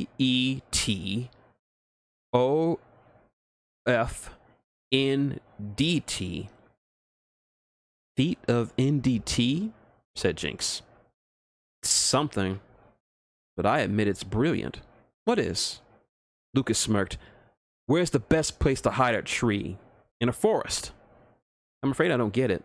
Dawn explained he means the professor hit the code by staining the whole book. If he had just stained one page, it would look out of place and easy to spot. But by messing up the whole book, no one would bother to look closer. It would just look like a dirty old book. That man, he said. Even when his life is in danger, he still tried to help. Can't let this go to waste. That's pretty cool, said Jinx. But what about this clue? Feet of NDT? Do you know what it means? Dawn shook her head. No clue. I do, said Lucas, and I know just where to look. Come on, girls. After returning the book to its spot on the shelf, Dawn joined the others as she exited the room, leaving everything as they found it. Neither lady knew what their companion was leading them, but if Lucas Kane knew what the meaning of the code was, then they had best follow his lead. They left the administrative building and scrambled across the quad, now devoid of lingering students. It was the astronomy building that they arrived to at their destination, a large steel statue of a middle-aged black man surrounded by flowing water. I know him. Figured you would, she said. He said. Jinx looked down at the pair, utterly clueless. For those of us who are not up on old world stuff, someone might want to tell me what this is? Jinx, say hello to Neil deGrasse Tyson, author, astrophysicist, and scientific communicator. Okay, but I don't get how... She paused for a moment, finally realizing what he was talking about. NDT. Neil deGrasse Tyson. He was a man of science, brilliant behind his time, said Dawn. If it wasn't for him fostering scientific thought and expanding our understanding of the universe, the tech from my time wouldn't have been so advanced. He was a big brain, all right, added Lucas. The doc told me about him and how the statue has been around since before the university was founded. All right, thanks for the history, guys. Now, can we find the Flargan clue now? Jinx snapped. Should be easy. Feet of NDT. Lucas stepped into the fountain and waded over to the statue. He examined the feet, feeling for anything odd or out of place. Well, nothing so far. If only... Wait. What is it? The heel is loose. I think I can jimmy it a little. He lightly jerked and pulled at the metal until it was slid out from the shoe. Lucas looked into the hollow part and smiled. He reached inside and retrieved a small crystal. What is it? Asked Dawn. It's a data crystal. Really? Let me see. Lucas walked over through the water and handed it to Jinx. She inserted it into her computer and pulled up the information. Well, this is strange. Lucas looked up at her as he was drying his boots. What is? The data. It's been cut in half. Dawn looked at the hollow screen. Are you sure? Jinx nodded. It's easy to tell. The clusters are incomplete but not fragmented. This would mean that that would have meant that it was damaged or corrupted. Dawn sighed. It's all Greek to me. Don't worry, I'll teach you how to read data clusters one day. So what's on it? Asked Lucas. It's quite a bit of data here. Not sure what kind, though. You think the doc did it? More than likely. If he knew enough about data crystals and clusters, I wouldn't put it past him. He could have split it in the overall data into multiple pieces. How many do you think he made? Based on this, it looks, I'd say 2. So all we need to do is find the other piece, and we can access the data, said Dawn. Well, where do we start looking? Asked Jinx. Only one logical place. He pulled out his cell phone and dialed a number. After a few rings, the hollow image of Reese appeared before them. Reese, how's the house search going? Thorough but fruitless, she answered. We've searched the house from top to bottom. We have not found anything that would be worthwhile. You think the pirates checked the place? Possible. Thorgan said the lock was picked, but was unsure if it was done by the police or the pirates. How goes the search of his office? Better than you guys, it seems. We found some clues in his office and it led to us a data crystal, but there's a slight problem. What is it? It's only half the data. It looks like the doc took precautions to keep anyone from accidentally finding it all. You think the other half is somewhere in this house?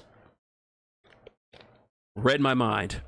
Found anything that could be in what we could be looking for? Unfortunately, no. As I said, we've searched all 4 stories of the house. There are very few places to hide such an item. Damnation! Lucas cursed. There has to be something. Anything that could lead us to the other half. Reese put her hand on her chin as she pondered. There is something, but it's not a possibility. Better than nothing. Shoot. We found a well-hidden safe in the professor's home office behind a rather old painting. Found it completely by accident when Bruce was sniffing around for something to sell. Reese, spoke Dawn. What was it a painting of? I don't see the relevance in it, Don Jackson. Just go with it, Lucas said. She's been on fire tonight. Very well. The painting itself looks well done, though I have never seen it before myself. It is of a woman with dark hair and dark clothing. She is very pretty as far as humans go. Her smile is rather hard to explain. Enigmatic is the word you're looking for, spoke Dawn. Yes. Yes, I suppose you could call it enigmatic. How did you know? Easily. Because it's the Mona Lisa, she answered. She quickly noted the blank expressions on her friends' faces and remembered they probably wouldn't know what she's talking about. The Mona Lisa is one of the most famous paintings in the world. It was seen by millions of people at the Louvre Museum in France.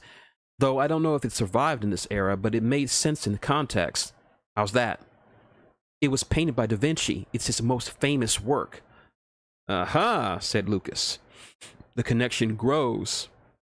What are you two talking about? We found out who Leo is, or was in this case. He was a painter from the old world. There's a book on him in his office, and it had a coded message in it which led us to the data crystal. So it makes sense that the doc would hide him a hidden safe behind a painting of Leo's. I can certainly see the logic behind it, said Reese. But we never find out what's inside the safe. Why is that? I will let the dwarf explain it better. There was a bit of silence as the cell was handed to Thor. His hardened image emerged on the hollow screen. Luke, Don Girl, Jinx, can you hear me? We hear you, Thor. What's the problem? You normally don't have a problem with safes. Aye, and you be right. I'd tear through this one with a fork. I'd tear through this one with a fork and some butter. But sadly, not one of those times, I'm afraid. This here is a bull-strong safe. Both Lucas and Jinx balked at his words, muttering swears under their breath. Don was very lost, obviously. Is Bullstrong bad? Far from it, answered Lucas. Bullstrong is a safe company out of Besk in the north. Their safes have been used by high-end companies from all over the Empire, and for good reason. Bullstrongs have been around for over 200 years, and in the whole time, no one has ever broken into one successfully. They cost a lot of drags, but they're well worth it. Bullstrongs are not only solidly built, but each one comes in with a built-in fail-safe device that discourages anyone from trying to force it open, like a small explosive charge. Not enough to destroy the safe, just enough to ruin whatever's inside of her. Kind of kills the point of trying to break into it in the first place. What about the combination? Can you crack it? I don't even want to try with this one. Some Bullstrongs have a failsafe in the locking mechanism itself. If I try to input the combination and it's wrong, it might permalock. And then the only way to get it open is to call the head office to get a cracker down here, and that'll take days. So, the only way to open that thing is to input the right combination the first time? Jinx said. No pressure. Yep. How many numbers in the combination? Based on the readout, I say it's 7 digits, all numbers. Wouldn't be his birthday, that'd be too easy. Has to be something important to the doc, but not something just anyone can guess. Thor, try 4151452. Don suddenly spoke, surprising anyone with the numbers. Don, God, where the bloody hell did you get the numbers from? It's just a guess, but it's all we can go on, Thor. What do you think, Luke? Lucas hunched his shoulders. He's been on a roll all night. Might as well give it a try. I hope you're right, lass. There was a tense pause as the dwarf began to enter the numbers, as Don had said. And they had a right to be tense, because if it was wrong, it would never open to see the inside of this super safe. There was a loud beeping sound over the phone, and an audible click of the safe opening. Oh, well, bless me, Gran, it worked! The dwarf exclaimed. How'd you figure it out? Asked Jinx. 4/15/1452. It's Da Vinci's birthday. It was a gamble, but I figured with all the reference to him, it was worth a shot. Keep this up and I might have to hire you when this is all over. The blue-haired girl blushed at his comment. Lucas returned his attention to the screen. Find anything, Thor? There was a shuffle of papers and a few mutterings as the dwarf searched the safe. Finally, he said, Got it! A data crystal. And how much you want to be betting that this be the other half of the puzzle? Lucas said, It's a bet you'd win. All right, guys. Get out of there and pick us up. We'll head back to the Howard and see what the full story is. An hour later, the crew were seated in the cargo bay of their trusty plane as they waited patiently for Jinx to make sense of the information locked in the crystal. A computer on the plane was smaller than the one in the office back home, but it was no less powerful, allowing her to easily recombine the two halves. After she was finished, she spoke. All right, looks about done. That was quick, commented Lucas. So what's on it? The Fae hummed to herself as she perused the data of the hollow screen. It looks like cell data. Call times, locations, a few names. Huh. What is it? I think there's a message on this. A message? Spoke Reese. Did you not realize there was a message when you looked into it? It was still cut in half, and it was in such a way that I couldn't make heads or tails of it when I was what I was seeing. But now that it's whole, it's as clear as day. There's a message on here. Thor spoke for everyone else. Well, put it up, lass. Let's see what he wanted us to see. On it. She typed in a few commands on her keyboard and accessed the message. The hollow screen lit up larger and brighter than before. Before all of them appeared the image of the late Professor Blackthorne, seated and looking rather nervous. Next to him, to no one's surprise, was the cryo unit.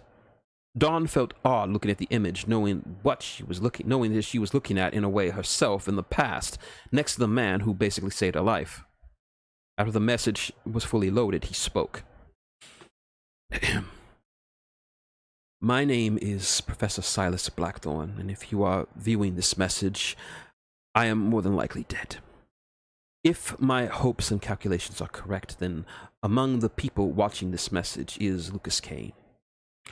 I am sorry we had to meet like this, my friend, and I wish I could talk with you one last time, but fate is not kind, it seems. I had hoped that His Highness received my messages to him and assumed correctly that the situation requires an outsider's perspective. I fear that one or all of my messages could have been intercepted or recorded by other parties. This fear has now required me to make this message. I do hope that you were the one to figure out my clues and find this. I know of no one else who would have been able to connect the dots. Lucas slyly bumped the side of his arm to Dawn's, getting her to smile. The message continued. The need for this message, for the secret message, was due to the importance of the information I'm about to relate. I couldn't risk revealing all that I know in my correspondence with the prince. I was unsure who was listening or who could be trusted. If you're watching this, Luke, then that means that you are on this case, and thus might have seen the earlier messages I sent to him. I mentioned the dwarf Regal and how he acted as the representative of the backer. But there was something else, something I didn't mention, something I couldn't mention. After a few days of excavating, we made a grand discovery, a massive cache of lost technology. It was marvelous. Prototype weapons that never saw mass production, vehicles of every shape and size, plans for devices and inventions. I mean, they nearly cracked ether drives, Lucas. Ether drives in the old world. By the Emperor, I knew they were smart, but this... unbelievable. Regal had several of his men come and catalog and remove the items. They were enough to fill 5 museums, but he wasn't satisfied. He demanded that we keep digging. He was looking for something, and by extension, the backer was looking for something. I didn't know what we were supposed to find or why it was so important, but we kept digging. For days since, we found nothing. Then we found this. The professor placed his hand on the unit beside him. A working cryo unit. A prototype. I couldn't believe my eyes.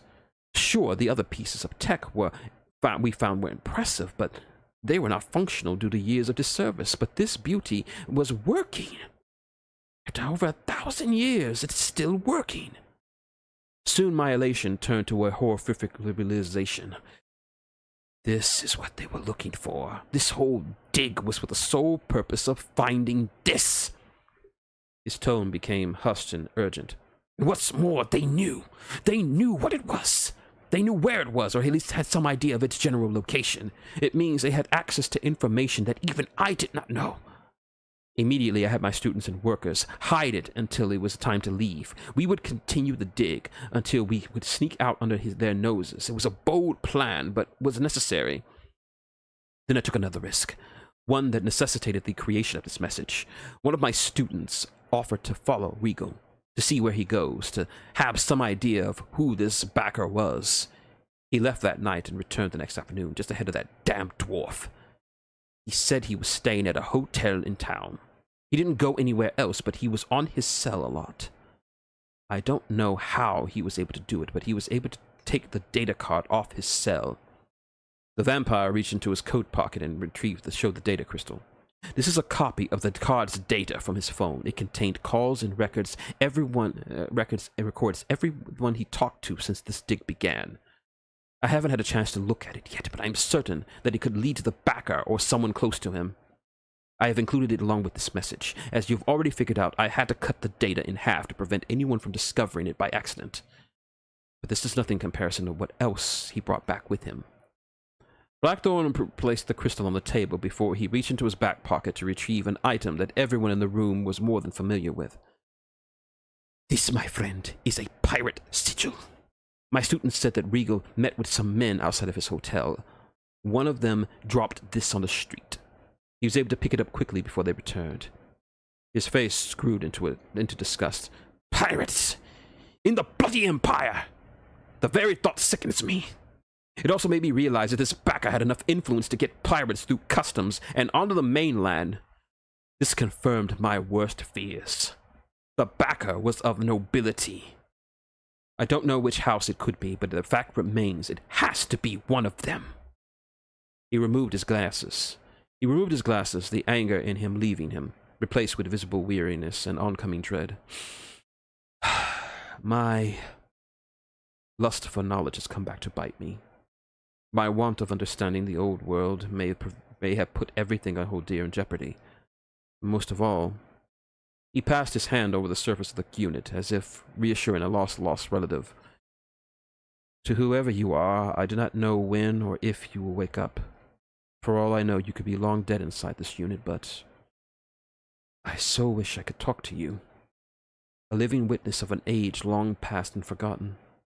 Speaking with you would have made my life all the more complete. Dawn wiped away a tear from her blue eyes as she heard the deceased vampire talk to her, both while she was still in her unit and on the screen. Even though it was the first time seeing and hearing his voice, she wished she could talk to him in person. Lucas, I know we haven't been friends for very long, and I hate to ask this of you, but this is important. Consider this my last will and testament. This unit, and possibly the soul inside of it, it's important to their plans. I don't know why it's important or what they plan to do with it, but I know it must be kept out of their hands. Lucas, find this unit. Protect it and the person inside of it. Keep them safe. Do whatever you have to do, but you have to keep them safe, or else everything we know and love will be in jeopardy. Good luck, my friend. And thank you. And with that, the message ended and the screen went blank. Silence filled the room as the crew processed what they heard. The last words of a dead man who found himself in the middle of a conspiracy. Thor spoke first. Damn. The doc gave us a good clue. At the cost of his life, added Reese. Groose sniffed a little, a few tears escaping his eyes. Blackthorne. Machina Shah. That he was, Groose, old boy. That he was. Don looked over at Lucas, his face mute, but the message did have an effect on him. You okay? She asked. He flinched a little at her question. Regaining himself, he answered, Huh? Oh, yeah. Yeah, I'm good. I'm fine. He seemed like a good man. He was. And let's hope we can do his memory justice. Jinx, how about that data? Jinx typed away as she scanned the data. It's going to take a while to sort through everything to find anything worthwhile. Her explanation was interrupted by a loud beep from her computer. Finally, she uttered as she called up the new screen. What is it? The search of these two guys from the footage is done. Earlier than I thought, but I'm not complaining. I don't think any of us are. So what's the result? Jinx looked over the results and smiled in triumph. The hit came from a cell video taken by a group of college students. The two of them were captured leaving a diner in a town called Roswell. Ironic, said Dawn. How so? Roswell was a town that was at the center of a supposed conspiracy. According to legend, an alien spacecraft landed near the town, and the U.S. government covered it up. A town at the center of one conspiracy to uncover another. My little brother would have lost his mind. Yep. Well, it's a good place to continue the search. We can go through the data on the way. To Roswell? Asked Jinx. Not yet, he answered. There's one place we need to go before then. Dawn Jackson never thought she'd be back at Castle Dracula so soon, and sitting in the spacious and beautiful courtyard of the castle. But here she was, sitting on a small bench near one of the giant fountains, surrounded by tall trees and lush grass amid the stone walkways. There was a small man-made creek that flowed from one fountain to another in the courtyard. She would take time to enjoy the sights, but she wasn't here for that. They had arrived in the morning, and Lucas asked to see the princess. He was granted an audience, thanks in no smart part to his nephew's influence, and left Dawn while he discussed whatever it was he wanted to discuss with the royal. About 20 minutes after she sat down, Lucas returned, flanked by the princess and her guardian, Akira. She rose to greet them and bowed respectfully to Landra, but she motioned for her to rise. "So what's going on?" she asked. "I had a talk with Her Highness about something." "What's that?" Lucas scratched his head, trying to word the answer. "Dawn, you're going to be staying here for a while." "What?" she said incredulously. "What for?" "It's for your safety." "My safety?" For the first time since she woke up, Dawn was furious, and Lucas was taken a bit aback by her rage. The glare from her normally beautiful blue eyes frightened him a bit. "I can take care of myself, Lucas Kane. You damn well know I can." "Of course I do," he shot back. "After what I saw in that truck train, I know you can handle yourself." "Then why leave me here?" Lucas calmed himself and sighed. "Because I'm scared for you." Dawn kept her glare and crossed her arms. He needed to explain himself further. "Look, I have feelings about jobs, a leftover from when I was a cop.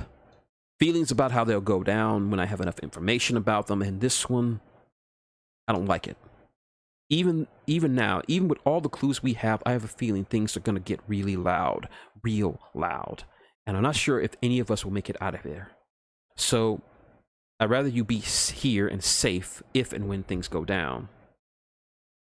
Dawn listened to his reasoning, and despite her own feelings on the matter, she had to agree with them.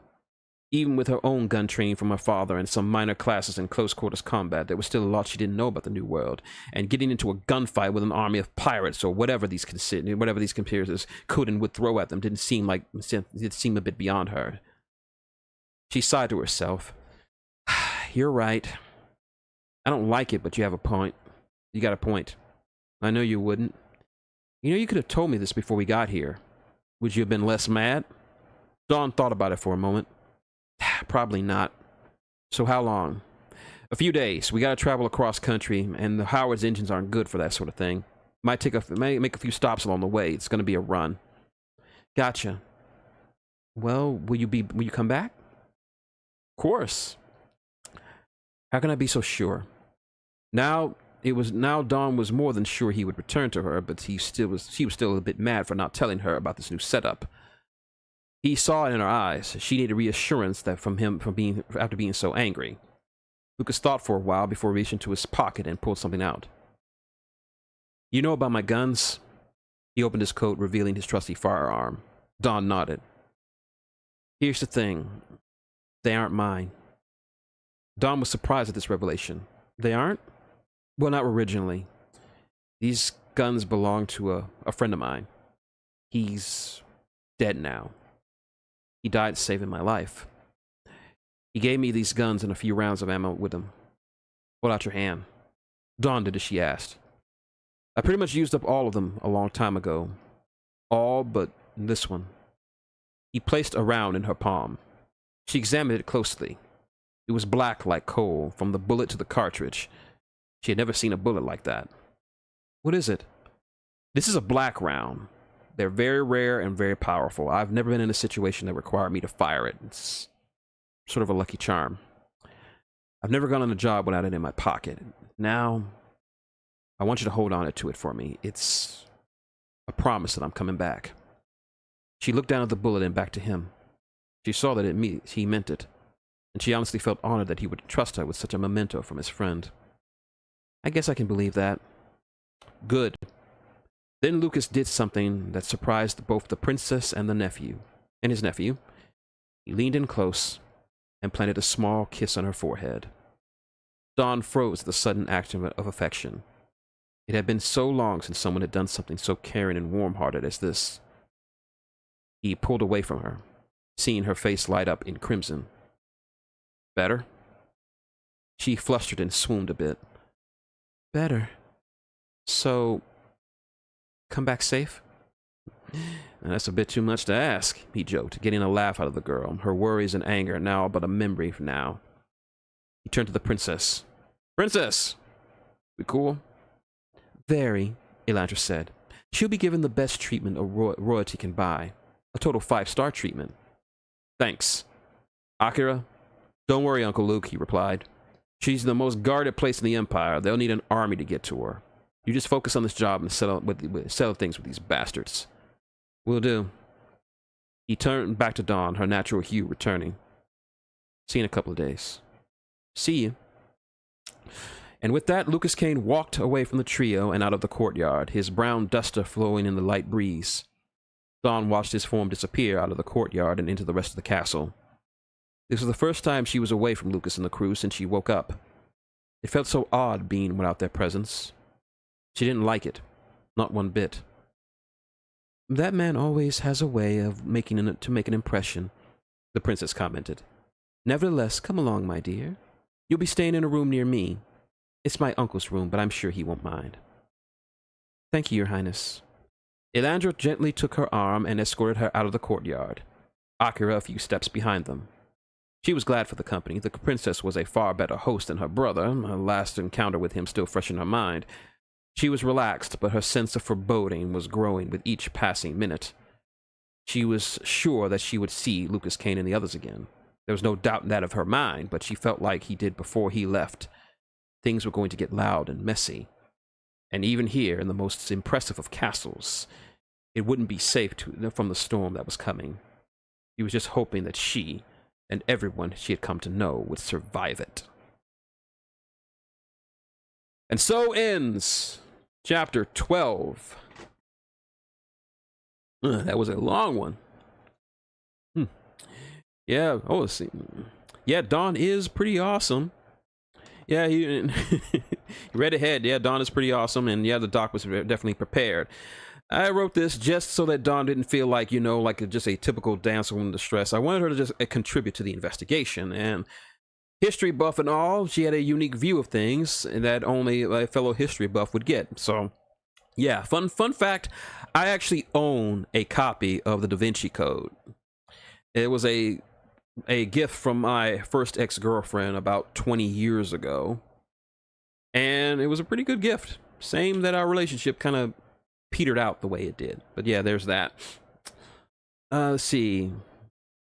Yeah, the professor and his students were very, very impressive under the circumstances. Quick thinking, that man. Yeah, I remember Roswell too. On the WB, weird teen drama with aliens with superpowers and stuff. It was a weird show, to say the least. Entertaining, but weird. Good cast, though. Very good cast. But yeah. Yeah, I basically based the entire crew around the Straw Hat Pirates, because out of all the, like, main groups of heroes in manga, I think the Straw Hats are the best because they all bring something big to the table. No one feels out of place, or no one feels useless or superfluous or just pointless. Everyone contributes something, and that's just the way I wanted the crew to feel. They don't have a name, I just call them the group or the crew. And once again, thank you to the CO92 for subscribing. That's the chime you heard. First time in a long time that someone subscribed during a stream. Actually caught me by surprise. I'm like, what was that chime? Oh yeah, that was somebody subscribing. So yeah, thanks for that.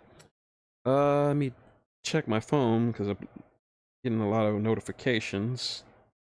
Let's see. Friend. Oh. No, that's nothing. Spanish stuff. Dividend payments, so that's what that was. So yeah, there's that. All right. Get a chug of water. Thank you, Devil. And of course, I appreciate everyone who subscribes. I'm not gonna be like those like other YouTubers and say, make sure you subscribe for more and hit the bell. Like I'm like people who watch YouTube videos know what the fuck subscribing is. They don't need me to just sit here and remind them of something they already know. If they want to subscribe, they'll subscribe. No need to do so. No need to tell them. So there's that. All right, one more chapter for tonight. And it's going to be a very interesting one. We're going to learn a lot. And what that is that thing you see on the screen, Castle Dracula. Well, we're going to be taking a nice little tour of it. But first and foremost, I got to do this. So I know where to put the time annotations. All right. Now it's time for chapter 13, a tour of Castle Dracula. It was very hard for Dawn Jackson to find sleep, or for sleep to find her. Despite the affluent surroundings of her new room at Castle Dracula, all she could do was lay there and worry about her friends. The evening had come, and the light gave way to dark shadows that filtered into the room. She sat up, once again taking in her surroundings. The large, spacious room with red carpeting on the floor. The bed was a type of oak that she had never seen before, considering its intense red hue. The mattress itself was unbearably soft and comfortable, with thick covers that seemed to beckon her to stay. It certainly felt like a man's room, but she didn't mind it at all. It's just that she couldn't sleep. Dawn climbed out of her bed and slipped on her boots before walking to the hallway. As luck would happen, a pair of Persephones marched out as she passed by. They bowed to her, which she returned before heading on their way. There were a pair of guards on the other end of the hallway, standing at attention for all and any enemies. She was considered taking a walk to look at the rest of the castle, but she was totally unfamiliar with the layout and was a bit scared that she would get lost. So she went to the other places that she knew the only other place she knew at the time. She knocked on the door, the princess's door, hoping not to disturb her from some of her royal duties. "Come in, Dawn," she called out to her. She opened the door to find the most unusual of sights. Elandra was seated at an easel, palette in hand, painting a portrait. The subject was, of course, her beloved guardian. Akira had taken a heroic pose with his head to the side, knee bent and a sword in hand, blade raised to the roof. "Good evening, Highness," she greeted. Good evening, my dear," she replied with that airy fashion that Dawn had come to expect. "How'd you know it was me?" "Easy. Your smell." Dawn suddenly felt very self-conscious about herself. She was tempted to check to see if she indeed needed a bath. Elandra was quick to shoot that down. "Not like that," she said. "Vampires have a much stronger sense of smell than humans. Not as strong as lichens, mind you, but certain enough to identify certain scents in the air." "Huh. Makes sense." Dawn looked at the canvas Elandra was working on. The portrait was unfinished, but it did capture the remarkable likeness of the lichen in front of them. Well, almost. Akira's face in the painting was warm, inviting, and dare I say seductive. Akira's face in reality, however, was one of hard annoyance. Dawn found the contrast to be very humorous. "I didn't know you liked to paint." "'Tis a hobby," she replied, adding a few strokes of brown to his hair. "I've painted ever since I was a child. My mother insisted my brother and I both have some artistic endeavors. Believe it or not, my brother is something of a genius with the piano." "It's hard to believe," she muttered out loud. Her hands went to her mouth after that. "I'm sorry, Highness. I didn't mean to." Elandra waved her off with a brush. "It's quite all right. I'm aware that my brother can be quite an ass. In fact, I like you more now that you think so." Dawn smiled at her compliment. She loved being around Elandra. She was so warm and friendly and open. Much like her father, she was a character and never pretended to be something she wasn't. She wanted to call her a friend, but she didn't want to presume too much. The princess dipped her brush into her water jar and picked another color from her palette to work with. "After my mother passed away, I didn't pick up a brush again until I was an adult. And only because I had proper inspiration." She peeked out from the canvas to give her subject a nice wink. Akira gave her a muted growl with his lips. "Did you hear that? You're an artistic inspiration," joked Dawn. "I'm jumping for joy," he said sarcastically. "Oh, don't be that way, Akira. You'll love being immortalized in art form. She painted a few more strokes with her brush. Can't believe a serious guy like you agreed to this, said Don. Only to stop her from pestering me about it. She's wanted to do this for years. Originally, I wanted to paint him nude, but this is all he would give me. The lady shared a laugh while poor Akira grumbled while striking a pose. So what seems to be the problem, my dear? The question took her off guard a bit. Dinner isn't for another few hours, and you said you wanted to take a nap. So there must be something wrong if you're here. Just like her father, her insight was sharp, a vast discrepancy from her outward persona. She knew there was no point in hiding it. I'm just worried, that's all. About dear Lucas? The old world native nodded. You needn't worry. He and his team are very capable. Father has said so numerous times in the past. I guess you're right, but I can't help it. The guys might be heading into a trap for all they know. Akira spoke up. Uncle Luke is tough, but he's sly, too. There's no way he'd walk into something like that and not have a way out. It's just so hard to sleep knowing that they're out there. I'm at my wit's end. Why not take a stroll? It always calms me down. I thought of that, Highness, but I don't know enough about the castle to take a walk. This place is so huge, I'm afraid I wouldn't be able to find my way back. Elandra paused for a moment as she pondered the girl's words. She sat her brush down on the palette and turned to her. That's actually a good idea. What is? A tour. A grand tour of the castle, of Castle Dracula, she said excitedly as she jumped from her seat. I haven't been around the castle in a good long while. It would be marvelous way to blow off some steam sometime before dinner. You do that for me? Of course, dear. You are wonderful company and a pleasant personality. You deserve a good tour. In fact, she leaned to her. How about I show you some places that not even some of the nobles get to see? Dawn beamed at the offer. I'd really love that, princess. Thank you. No trouble, dear. Akira, are you coming? The guardian dropped his pose and left his sword on a nearby chair. As long as I don't have to stand like that, a tour will be welcome. Goody. Now let me just go wash up and we'll be off. The teleporters were now no longer an issue for Dawn. Before, she could barely keep her lunch in after their first few trips, but as Lucas told her on her first visit to the castle, her body steadily got used to it. Despite the fantastical sound, how fantastical it sounded in her head, she had gotten used to teleportation. This was how she felt when she, the princess, and her guardian exited the chamber and made their way to the first stop on their tour of Castle Dracula. This is the outer wall, Elandra announced as they arrived in the massive stone structure that surrounded the ever more impressive castle. The wind blew from an easterly direction, causing her and the princess's skirts to billow gracefully in the air. She looked across on the horizon and marveled at the distant mountains and the setting sun. The wall was one of the original parts of the castle back when it was still earthbound, though it was nowhere near as big as it is now. Amazing, she said as she peeked over the edge of the wall. They were so high up that she could barely make out the ground in the dim illumination. How long did it take to build up to this height? I might say a decade or two. The first emperor contracted some dwarvish builders to reinforce it and extend the wall as you see it now. The wall is large enough to house and supply whole garrisons of soldiers needed for the defense of the castle. Dwarvish engineering at its finest. She would have had to ask Thor about more detail when they got back. Just then, an old elevator rose up from the ground next to them. From it emerged two young vampires, clad in gray of the wall guard. The duo chatted with each other until they exited the lift and ran into the trio. Immediately, the pair stood at attention. Highness? As you were, guards, said Elandra. Their postures relaxed at her words.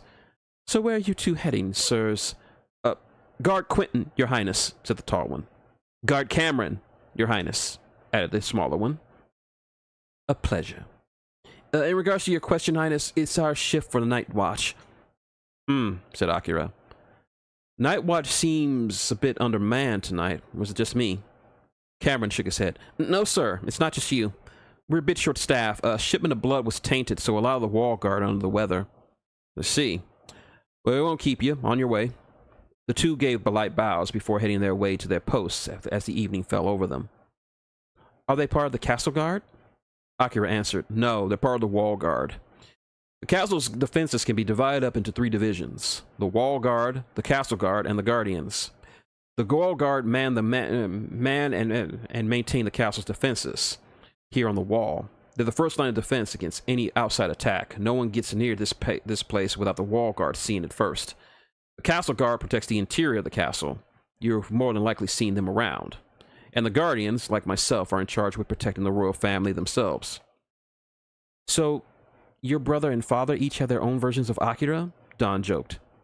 Not quite. A royal can have as many guardians as he or she chooses. My brother has about 10. Father has about 20. I have only Akira. And that's more than enough for me. She passed, tracing a finger along his strong chin, getting a snort from the man. Well, it's starting to get chilly out here. Shall we continue the tour? Let's. Elandra led Dawn back down the stairs that led to the teleporter to the area, but not before glancing back at her guardian as he slyly observed his surroundings. He didn't say a word to her about it, but she knew him well enough. Something was off. And this, my dear, is the inner hall, is the dance hall. The trio stood in a large marble-covered floor with high walls covered in beautiful frescoes and paintings depicting dancing scenes and awe-inspiring landscapes. The room was circular, with several doorways leading to and from the main area. There were dozens of cloth-covered tables and with gold chairs at each and luxurious centerpieces. Around the room stood marble statues resembling those of Greek architecture, with men and women standing near nude in grand poses. In the center of the room was a round dance floor covered in shining amber, more amber than Dawn had ever seen in her life, and above it all was an elegant chandelier covered in gold and jewels, providing subtle lighting to the entire room. This is something I'd see in a fairy tale, she commented. I thought so too, Elandra added. The dance hall was another carryover from the original castle. It was mainly renovated about a century after the founding. Legend has it that the first emperor employed 100 elven artists 100 days to get the frescoes just right. My mother really loved these. Dawn walked on the dance floor, tapping the amber with her foot. This amber is impeccable. An interesting story about this amber. When the first emperor gave the Stone Lords a plot of land that would become Roost, the builders found a large vein of amber that was millions of years old. When the city was finished, they gifted this very amber as a thank you present on the 50th anniversary of the founding of the empire. Oh, the stories this floor could tell, Dawn said, getting lost in the sheen of the floor. Indeed. The princess began to sway around the floor, dancing to music only she heard. The balls and banquets this place hosted must have been legendary. Actors, musicians, artists, foreign dignitaries, nobles, and the dancing. Oh, the dancing, Dawn. Good memories for you? She laughed. Of course. My first time dancing was with my uncle. He knew how to cut a rug. But I enjoyed watching my parents dance more. Mother was a graceful dancer, and father sadly didn't know how. It was only when he was courting her that he actually took the time to learn. He said, I danced because she was worth it. How romantic, Dawn swooned. How about you, Akira? You dance with the princess? Ha! He said. I've never been one for it. 2 left feet and all. Elandra coasted towards her guardian. I've been trying to ask this one to dance with me for the last 5 years, but one day we shall dance and even put the tragic couple to shame. Akira didn't answer and merely looked away. The tragic couple? Inquired Dawn. Ah, yes. The story of the tragic couple. Nearly as old as this ballroom. Do tell. About 700 years ago, there was a duchess from one of the high houses. She was a lovely woman, inside and out. One day she learned that she was to be wed to a duke of another house. She did not like this at all. There was a ball to be held in honor of that union. It was at this ball that she met a castle guardsman. She instantly fell in love with him and danced with him all night long. The duke was so jealous that he had them poisoned. Instead of getting medical help, the two chose to spend their last moments of life dancing. And it was here on this dance floor that they died in each other's arms. The Duke, shamed and humbled by their passion, ran from the hall and flung himself over the outer wall. And it is said that their ghosts haunt this palace, forever dancing, forever together. Dawn looked at the royal with disbelieving eyes. Really, Your Highness? Yes, it's true. Highness, I've come to believe a lot of things since I woke up, but really? Ghosts? Are we getting a little bit ridiculous? Oh, she cast a glance over to Akira. He looked up at his watch and gave a half nod. Then, what do you call that? She pointed her finger skyward. Dawn followed it up to the ceiling. Her jaw dropped at the sight before her. Around the chandelier drifted a semi-translucent forms of a couple, literally dancing on air. She couldn't make out their faces, but she could see their outfits clear as day. The man wore the unmistakable brown uniform of the castle guard. The lady had a long, flowing canary yellow dress. They circled the sky, completely oblivious to their audience below them. Dawn wasn't sure how to feel. Seeing a pair of ghosts, genuine ghosts, should have terrified her beyond words, but she was so entranced by their dancing that she could not help but be in awe of them. They... She started, but was silenced by the finger to the princess. Shh, she whispered. Don't disturb them. Sorry, she replied in the same tone. They're real. Of course they are. They normally appear in this room around this time. The time they died. You have no idea how many times I sat here and watched this show, breathtaking each time. I was all Dawn could get out at the time. Akira cracked a smile. I think we better move on with the tour. Good point. Come along, dear. The duo dragged poor Dawn away from the scene as she was too starstruck to move or talk. Soon the glamorous dance hall was devoid of anyone. Well, anyone living. Soft and quaint. Those are the first words that popped into Dawn's mind when they entered the new area of the castle. The halls were lined with perfect vases and porcelain of all types, next to doors leading to guest rooms and smoking chambers. French windows of varying sizes lined the outer edges of the room. Viewed with the illuminated outside and inside of each of them were long purple curtains that stretched from the roof to the floor. Atop each door were gray statues of peacocks, inviting all to come in and relax. Another common fixture of this area were tall, body-length mirrors, free of dust or blemish, and through it all the Persephones buzzed in and out of the rooms, cleaning and primping the beds, sheets, and windows and assorted items. This, my dear, is the inner quarters, announced Elandra. Lovely, isn't it? Yes, very Victorian, Dom commented. Or maybe French. Elandra gave her a small chuckle. Always such interesting things you say. If you were a cat, I'd keep you. I'm flattered, Highness. As you should. So the inner quarters. Built around the 20th anniversary of the founding, these quarters are where we house high-profile guests, but only the best ones. Why can I stay here? Because we need to keep an eye on you, dear. But don't worry, when you visit next time, you can stay here. I'll make sure you get the best room. Dawn was surprised by the offer. Thank you, Your Highness. Would you really let me back? Of course. We are friends, are we not? Friends with the princess. Dawn never wanted to assume the thought of her considering her a friend, but she just said it. You really want to be my friend? Yes, she stared at her with a smile. Outside of your obvious attractive qualities, you have a great personality, an inquisitive mind, and a wheel of steel. Why wouldn't I want such a person to call a friend? Probably if you don't have a friend. Akira, that's not nice, snapped Dawn.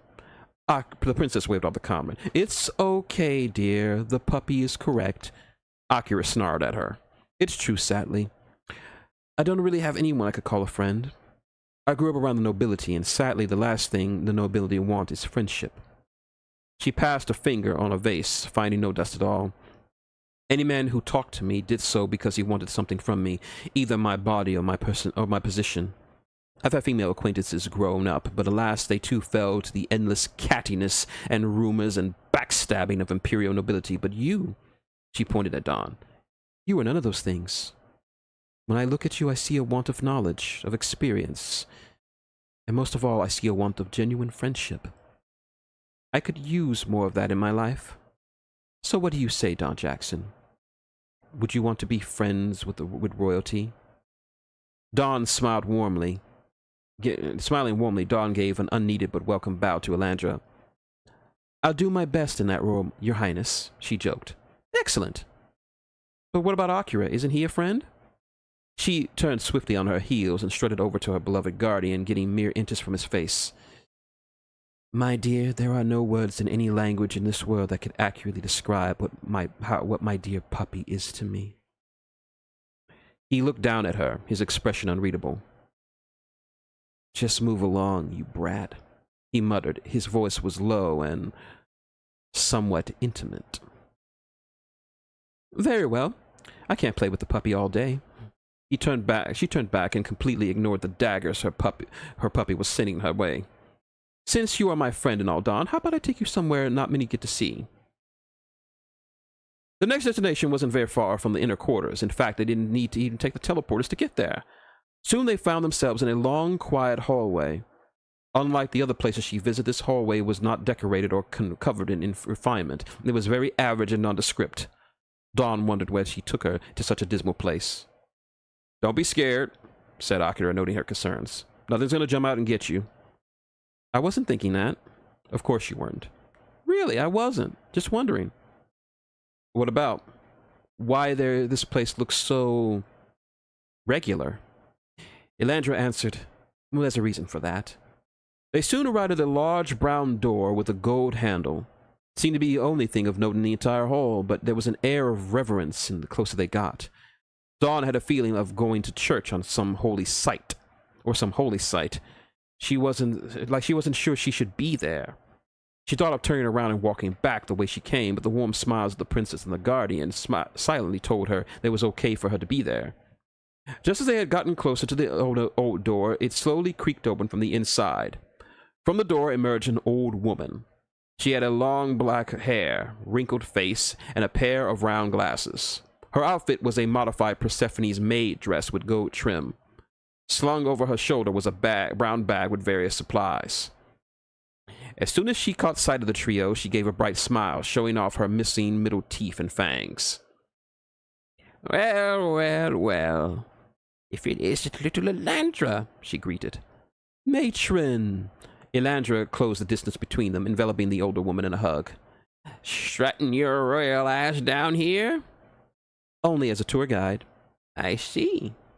She then caught sight of Akira. And you brought the castle man meat with you, have you?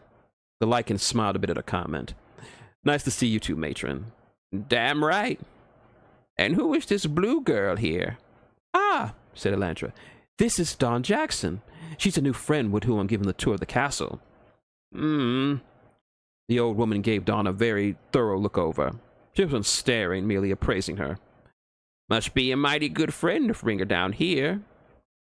She is, she answered. Dawn, this is Matron Cynthia Evanwood, captain of the Persephone Corps.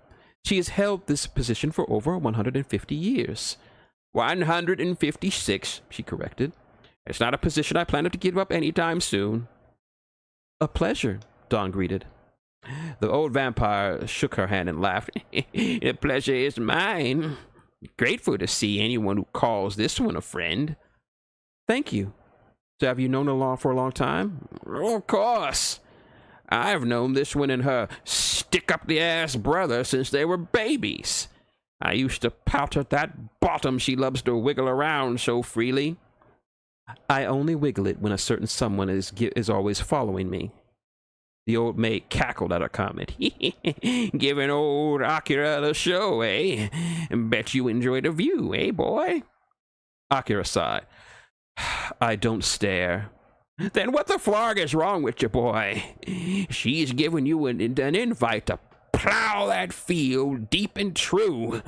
Go for it, boy. It's okay. It's okay.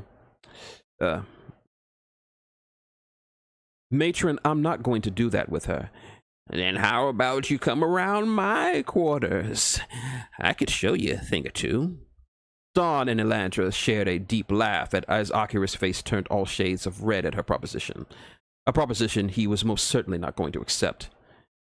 I think not, matron. Guardian duties and all. Cynthia waved him off. Oh, whatever. I'm too much for you anyway. I could break you in half with the foreplay. More laughs as Akira's eyes went broad, thinking of what this old woman could do to him. Well, since you're here, you'll probably want to show her the room. I just finished cleaning it. It's all neat and ready for show. Just don't touch anything, or it's your collective asses. Elandra found her voice again after her laughing fit. We will, matron, she said before giving her a kiss on the side of her aged head. A good girl. Now, if you'll excuse me, I have more business to take care of. No rest for the old and all. Dawn, I hope to see more of you around. I hope so too, matron. Good. Now I'll leave you youngins to it. Cynthia hobbled her way past the trio and started down the hall. But just as he passed, he yelped and jumped off his feet a bit. The girls looked at him, wondering what was wrong with him. Akira rubbed his backside. She pinched me. The old woman cackled madly, pinching the air with her fingers as she vanished down the hall. Well, she certainly is a character. She's old enough to be one. Outside of my family, no one knows more about this castle than her. Makes sense. So is this what you wanted to show me? This room she came out of? Elandra nodded. Indeed. This room is a family secret, one that has persisted since the days of Count Dracula himself. Only the members of the family are allowed here, and only the matron is allowed to clean this room. Her, and only her. I hope you appreciate what I'm doing for you. Of course I do. This is more than I could have hoped for, Highness. Good.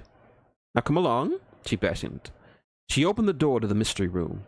Immediately, Dawn was hit with a scent that was far different from the rest of the castle. It was old, but not rank. It smelled like aged wood and paper, like she had stepped into a library. Then they all entered. The room was ancient in the sense that there were no renovations or modern add-ons like the rest of the castle. It was dimly lit by an array of white candles placed around the room. There was a long wooden table with an embroidered silk covering it, and at the end of the table were two chairs with elegant carvings on the backs. To the right of the table was a three-tiered bookshelf with about a dozen tomes neatly stacked on it. Towards the back was an opulent-looking bed with red sheets and soft-looking pillows. And above it all was on a high wall set a giant portrait of a rather handsome and dapper-looking gentleman. His hair was black and neat, with a long ponytail draped across his shoulder. His smile was arrogant and playful, almost like a child's.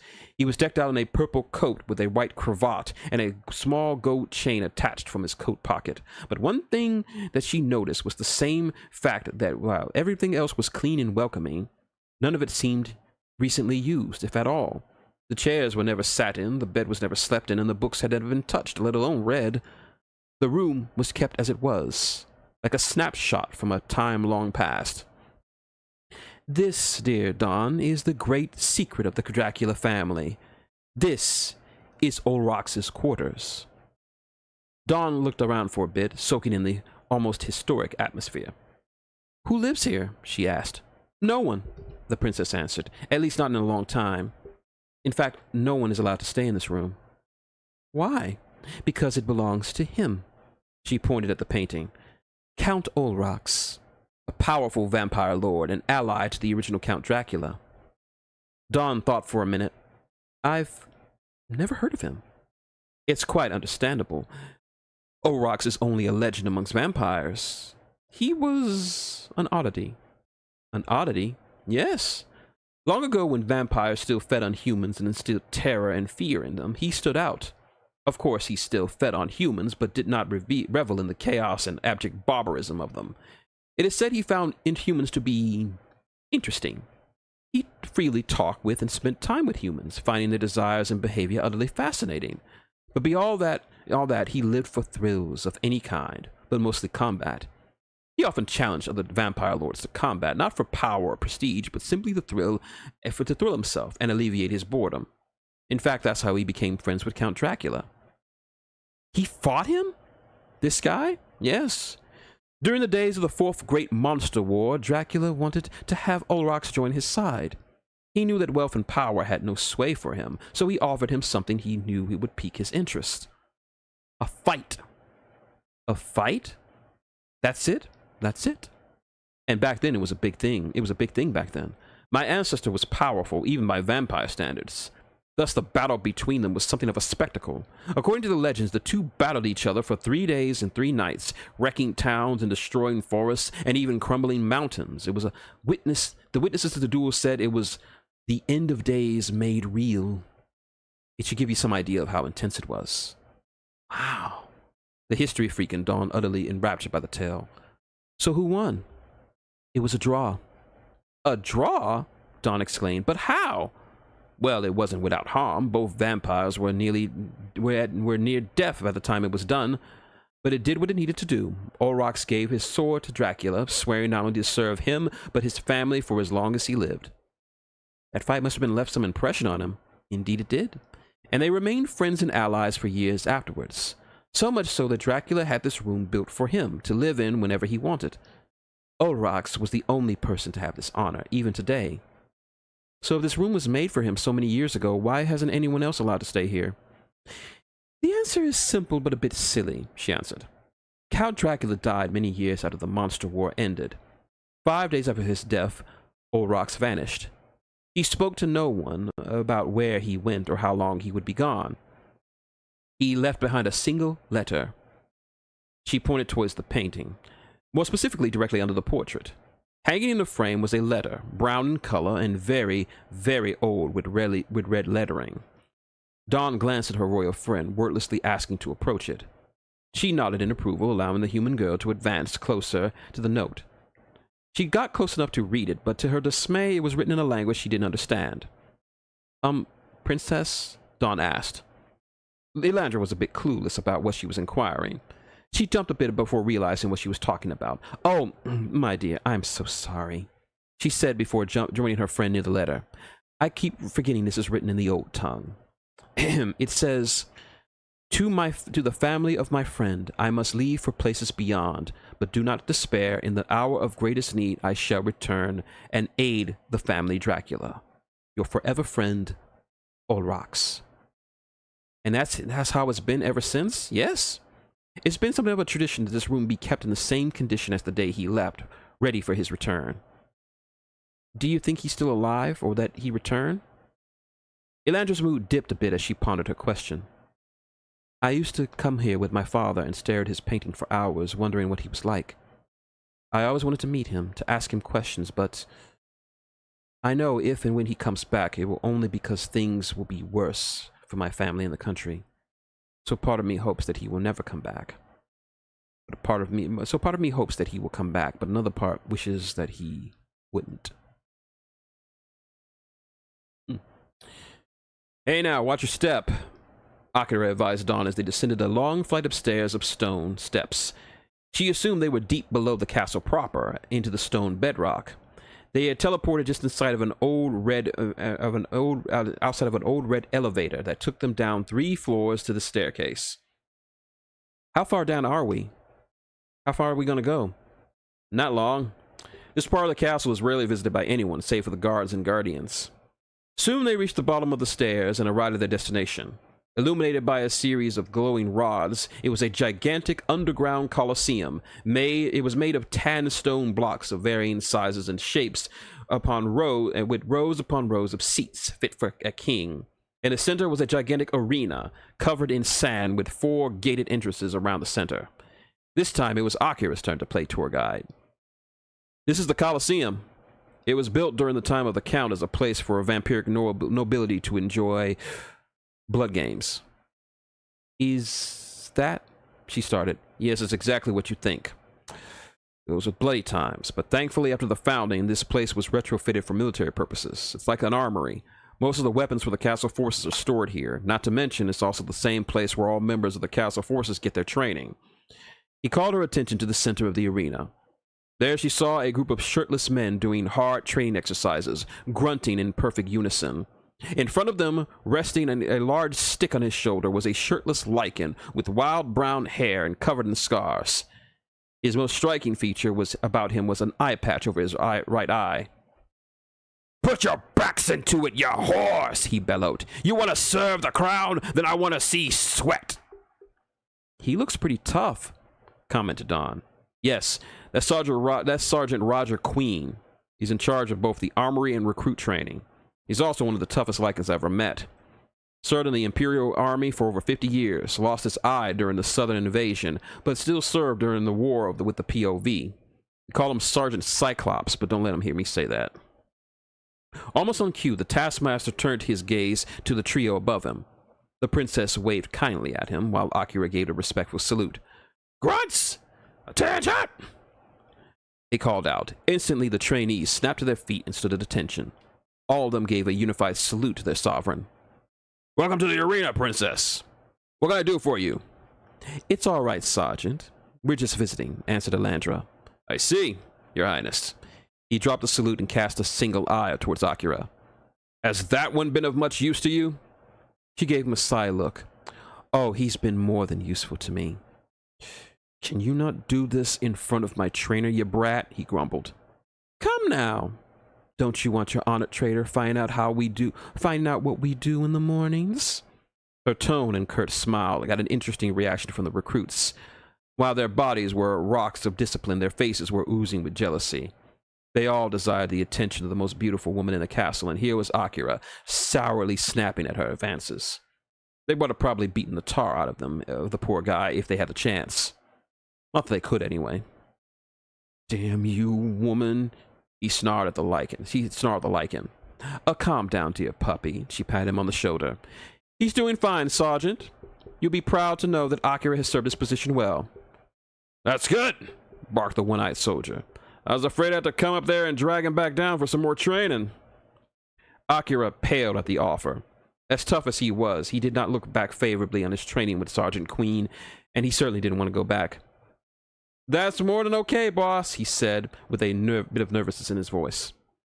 "If the princess is fine with that?" Elandra nodded. "I'm more than fine with it." "Very well. I shall allow you to continue your tour." He saluted and turned his face back to his charges. "All right, you chobs. Back to work. I want to see sweat on the sand." "Yes, sir," they called out and resumed their training. "Sometimes I want to slip into your room and choke you while you sleep," Akira fumed at the royal. She giggled at his threat. "Oh, you're allowed to slip into my room any time you want. Or anywhere else." Akira glared at both the princess and Dawn, who was holding back her laughs. "Don't you start either." "I'm not saying a word," said a barely composed Dawn. "Come now, puppy. No need to be sour." Elantra wrapped her arm around his. "Let's show Dawn the weapons room. That'll cheer you up." The upward movement of the lift weighed down on Dawn's stomach as they traveled up from their next destination. She was eagerly looking forward to seeing this part of the castle ever since she saw it in the window of the plane that brought her here for the first time. As the pull of them upward, she peeked out and looked at her surroundings. "Enjoying the view?" asked the princess. Dawn marveled at the forest of gears and switches and pendulums moving in practiced mechanical precision, the sound of clanking metal almost deafening in her ears, but she enjoyed every single moment of it. "Very much so," she answered back. Soon the lift stopped at the top of the tower. The floors were wooden and a bit dusty, with various birds flying about having made themselves at home. The sound of gears were less audible than before, muted by the floor itself. As they exited, the blue-haired woman's eyes turned skyward. Above them were 30 bells of varying shapes and sizes, all made of solid gold. "Lovely, aren't they?" asked Elandra. "Of course. I've never seen golden bells before," Dawn answered. "Then you are lucky indeed. These bells were created about 200 years after the clock tower was completed. They were made by the same artist, an elf named Ryan Sistus. Each bell took a year to complete. Marvelous work, really. Elves do good work." The trio exited the tower and found themselves on the ledge of the massive clock face. The face was illuminated by lights behind the numbers. casting the air into a pleasant yellow glow. Dawn looked at the castle, itself being lit by lights from various windows and lamps dotted about the place. Between those and these lights, the castle looked like something out of like a painting out of Alexander Dreamtime. Elandra found herself enjoying her friend's awe and wondered about the place that she called home for her entire life. Seeing her reactions made her view the old place in a new light. The view is amazing, he said. It certainly is. She noticed that her friend was now staring at her with expectant child of like an expectant child to a knowledgeable adult. What's wrong? Be the tour guide, she answered. Tell me about the tower. Getting full of yourself, are you? I could throw you in the dungeon for speaking to me in such a fashion. John simply smiled at her threat. And would you? No. We haven't had dungeons in centuries. Besides, you're too pretty for that. She cleared her throat before starting. This is Ariana's clock tower. It was built by the second emperor in honor of his beloved first wife, the Duchess Ariana de Winter. She was very beautiful, of course, but more than that, she was intelligent. Indeed, her knowledge and intellect were such that she was known as the noble genius.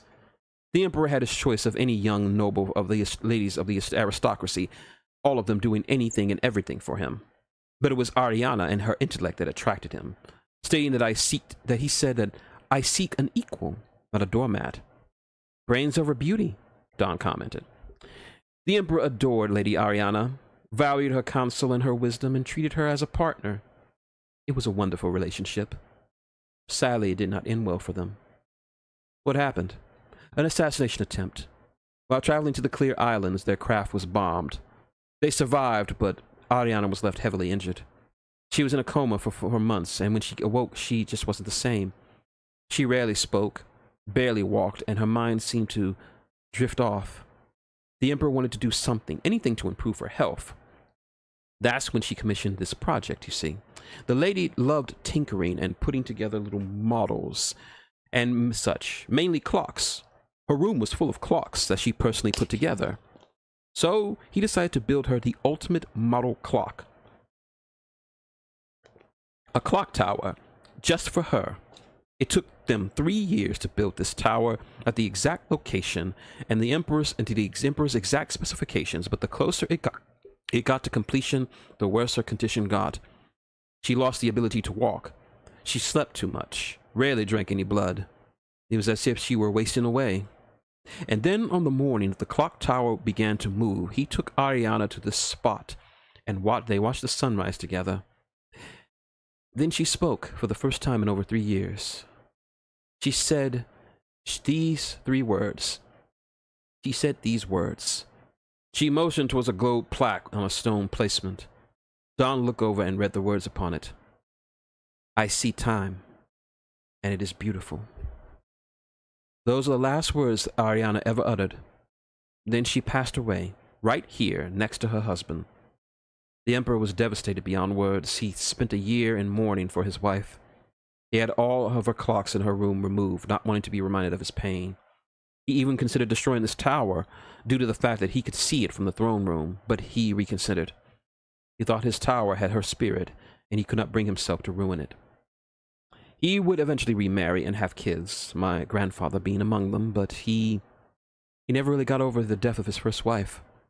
According to my grandfather, every morning at 7:15 a.m. he would come up here, watch the sunrise, and weep.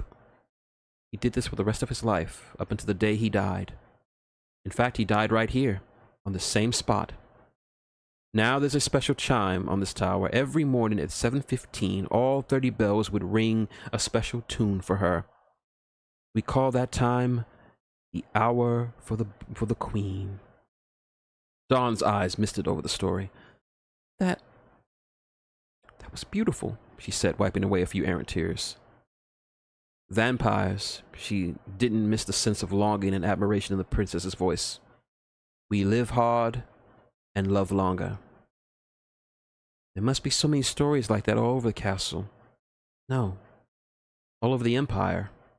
Her eyes drifted to the rest of the castle, taking in the subtle Gothic beauty, which seemed all the more lovely upon hearing the story of such love and devotion. Akira. Elandra's voice was low and subdued as she called attention to her guardian. He locked eyes with her as she motioned skyward. He understood it instantly, got her intentions, which surprised him. You sure about that? I think she's earned it. Dawn turned to her companions. Earned what? Dawn, this was supposed to be the last stop of our tour, but I think we can afford a special spot. Where? Don Jackson, spoke Akira. You're about to go to a spot in the castle where no one but the royal family are allowed. The first thing Dawn noticed about stepping off the teleporter was the smell. Her poor nose was hit with an onslaught of scents and odors that excited her in ways that she was not ready for. The aromas hypnotized her, so much so that she didn't notice that she had walked over to a golden flower and placed her nose next to it, inhaling the scent that it was giving off. When she snapped out of it, she straightened up and found her companions just staring at her, smiling. How long? She asked. Only about a minute, answered Akira. It's quite all right, dear. It's a normal response for the enchanting lily, Elandra explained, gently holding the flower's petals. It is said that the scent is so intoxicating that someone could be forever lost in a field of them. Dawn was about to ask where they were when she began to take in her surroundings. They were outdoors, evident by the clear night sky above them. Around them were rows of different plants, roses, vines, lilies, trees, daisies, orchids, and so many more. It was like an open greenhouse, but much more pleasant and refined. She glanced over to the open-air passage and was amazed by what she saw. Castle Dracula was beneath them in all of its nightly glory. It was at that moment that Dawn realized where they were. They were on those floating rocks that were crowned the castle that she had spotted on her first visit. So this is where we were. So this is what they were, she whispered to herself. Elandra walked next to her. This is the newest addition to the castle, she started. The floating gardens. This is a great treat for you, my dear. These gardens are off limits to everyone else. Not the guards, not the Persephones, not even the dragon's teeth. Only my father, brother, and myself are allowed to come here. Of course, along with our guardians, she motioned to Akira. Come, I want you to drink this. She led the human to one of the many dip plants on display. This particular one was hanging from a brown pot with long green vines growing out of the soil and down to the floor below. Reach your hand out to it, she said. Dawn, trusting the princess, did as she asked. To her surprise, the vines reacted to her presence and moved towards her hand. At first, she considered pulling away, but the princess's smile convinced her otherwise. The vine gently wrapped itself around her index finger. The feeling was odd but not threatening. Certainly more than she was expecting when she came here. It's called baby's grasp, Elandra said. A creeping vine found in the Midwest. It has an interesting interaction with people. With insects and small rodents, it's extremely aggressive, but with people, gentle as a lamb. That's why they call it baby's grass. It wraps itself around the finger like a baby's hand. So cool, Dawn muttered. But how do I like this? She extended her finger and massaged the stems of the vine, causing them to release his grip on her. You have to stimulate the vines with a gentle touch. Try to force yourself free would damage the plant. Incredible. I've never seen a plant like this. That's just the opening act. Come along. She beckoned to her friend. She took her further down the path to a blue and yellow rose, a patch of blue and yellow roses that sat in a planter's box. Lovely. On instinct, Dawn placed her face near to smell the roses, but Elandra stopped her. No, dear, she said. Don't smell these. She looked up at the princess with a question in her eyes. There's nothing wrong with them. They smell very good, but it's not the smell that you need to notice. Put your ear to the petals. What? Just trust me. Dawn, uncertainty on her face, did as her friend requested and turned her ear to the flower. Her eyes widened as she drew closer. Coming from the flower was what only she could call singing. It was like a tiny opera singer hidden in the leaves and warming up her voice to the flower inside the flower. The tone was low but audible enough that she could make it out. She placed her ear to another rose. It was the same but a different key, lower than the first one. Is this a trick? Elandra laughed at her reaction. Hardly, my dear. These are elven roses imported from the Clear Islands. It's called Hmm. I'm sorry, can't seem to recall the name in Elvish. I was never good at that language, but I do know in Commons it means songstress of the night. She stroked the rose like that of a little kitten. The roses are only bloom at night. Not only that, but they emit a gentle song in the air, depending on the season. Each rose sings a different song, totally unique to each other. I've heard it on a warm summer night when the weather is just right. A whole field of them will sing a chorus song that would put professional singers to rest.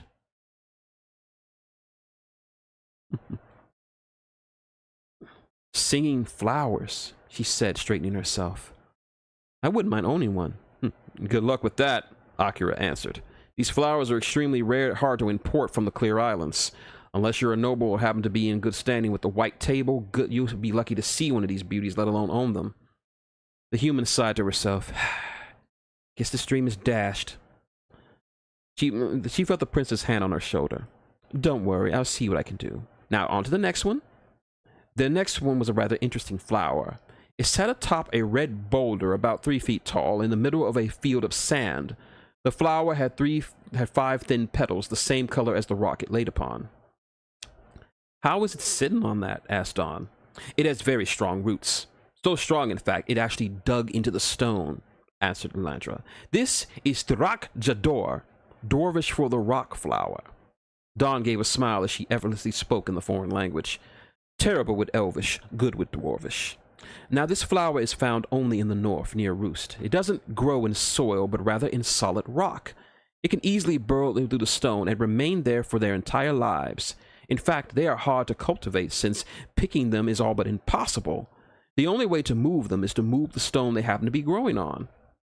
It has to get water and nutrients without soil. It gets it from the rock itself. Its roots dug in and process nutrients and minerals from the stone. See how it matches the color of the boulder? That's a side effect of feeding on the rock. As for water, it gets all it needs from the condensation the stone produces every morning. In fact, it's the only flower that we never have to worry about watering, since it gets all it needs that way. On the contrary, we keep it here because we're scared to overwater it by accident. Even half a cup of water would be too much for it. A plant that doesn't need much water. I wonder what the opposite of that is, she joked. Funny you should mention that. She guided him down another path with a small man-made pond, the sound of water peacefully flowing to the middle via a pump. Dotted on the surface was a few aqua blue water lilies. The scent coming from the waters was sweet and clean. It reminded her of the air fresheners her older sister used in her room all the time, but less artificial. Water lilies, said Dawn. It's been a while since I've seen some of these, and such a pretty color too. These are sugar lilies. Very hard to find and even harder to grow. It said they only grow in either the presence of a water nymph or when the water they grow in is pure. And I mean pure. No pollutants, no impurities, no toxins, not even animal waste. This tank is designed by top-mate scientists of the Empire to constantly purify the water by at least 12 different filters.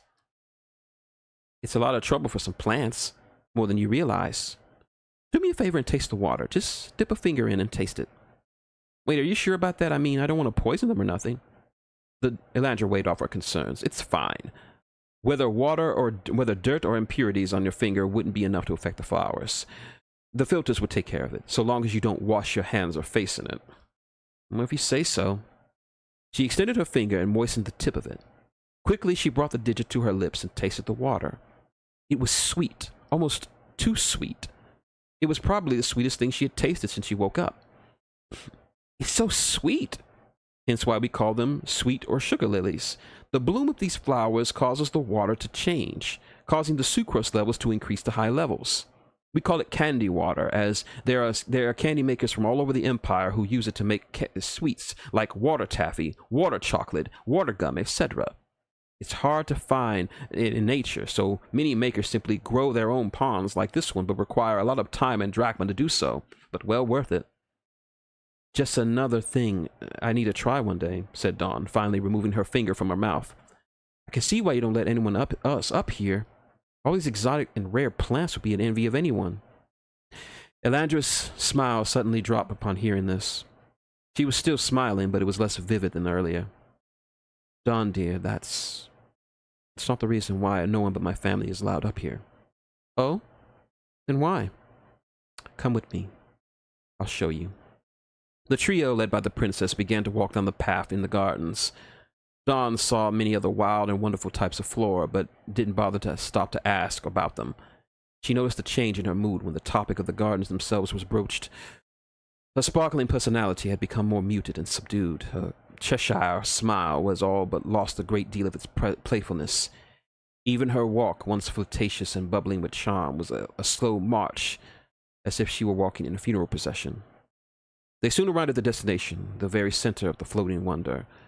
The only thing to mark it was a statue. A rather lovely but sad statue is of a bespectacled woman with shoulder-length hair and a kind, motherly grin on her marbled face.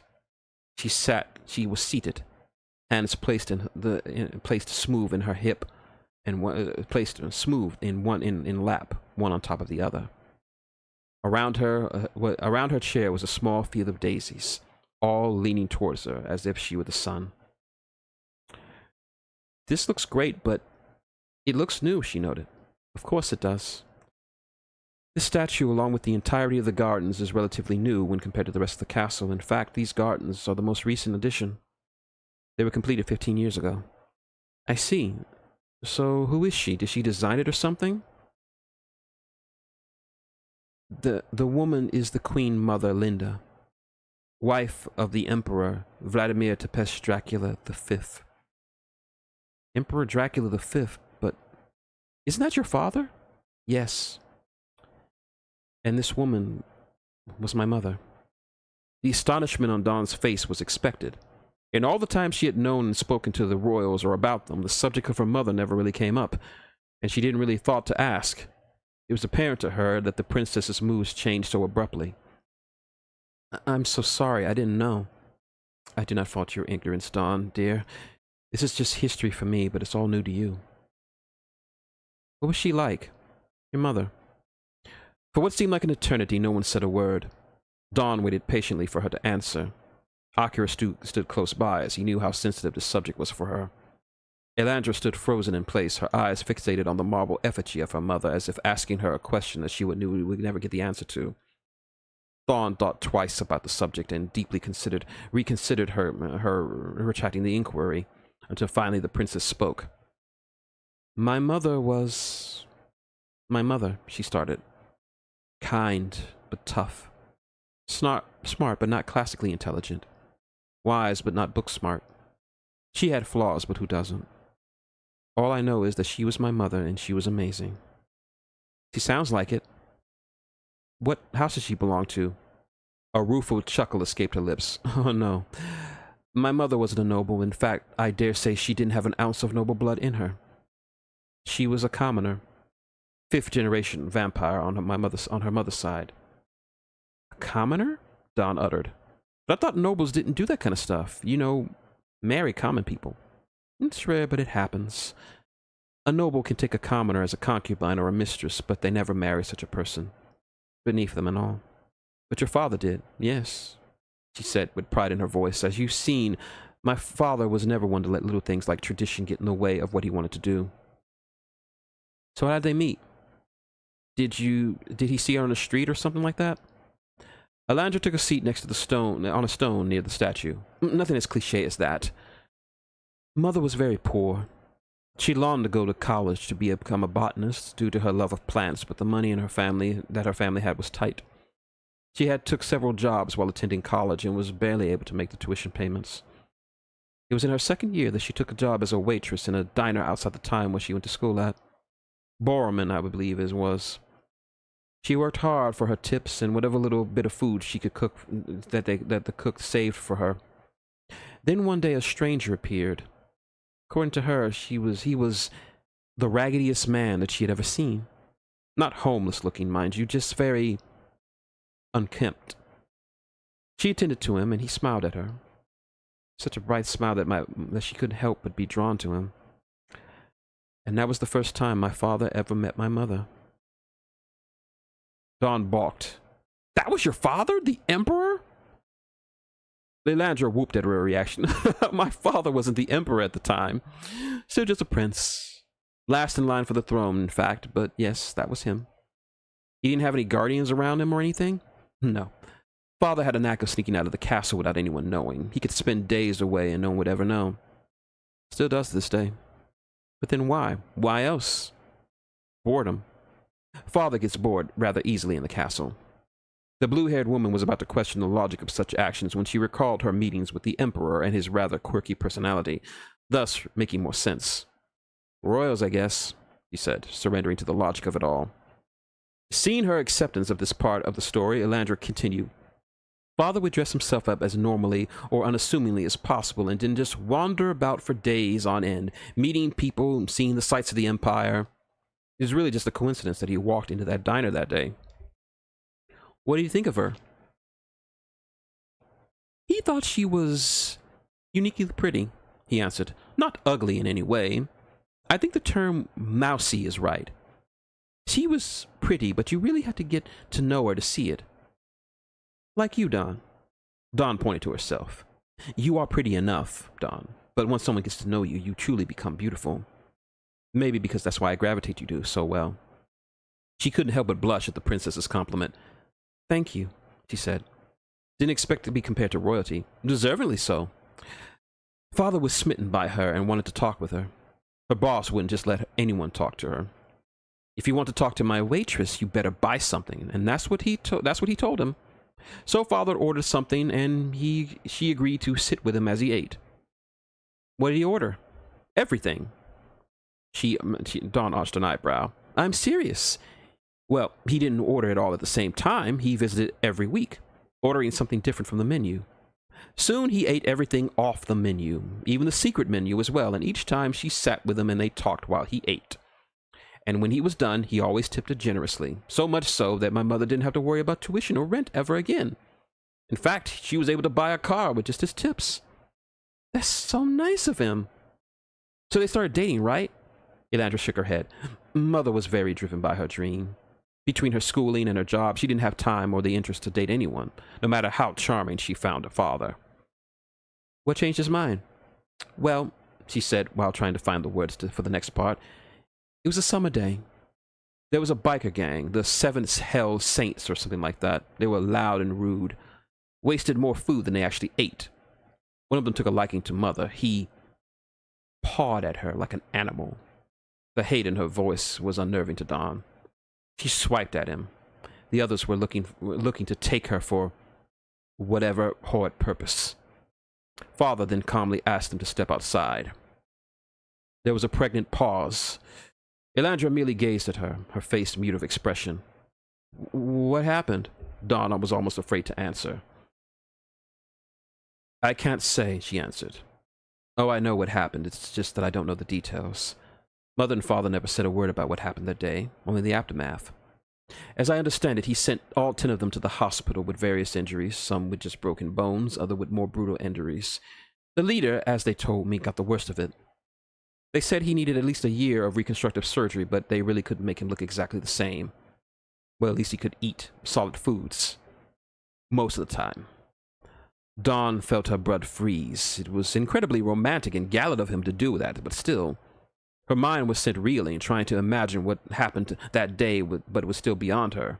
She was not a violent person, but it was still hard for her to imagine, to picture just how bad it was. But one thing was certain. Her initial impression of the Emperor was right. He was powerful, and not just in the political sense. He was deadly as a person as well. It goes without saying that no one dared to make a pass or even touch my mother again. At least not when my father was around.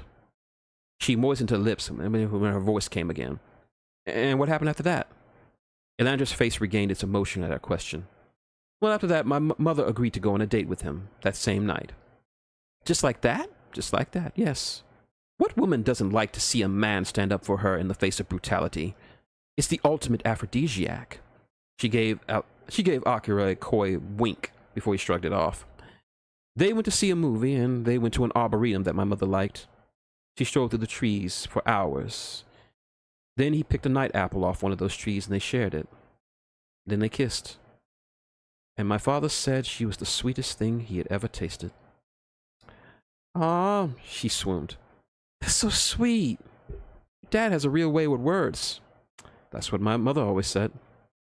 And what next? After that, father took a gamble and revealed his true identity.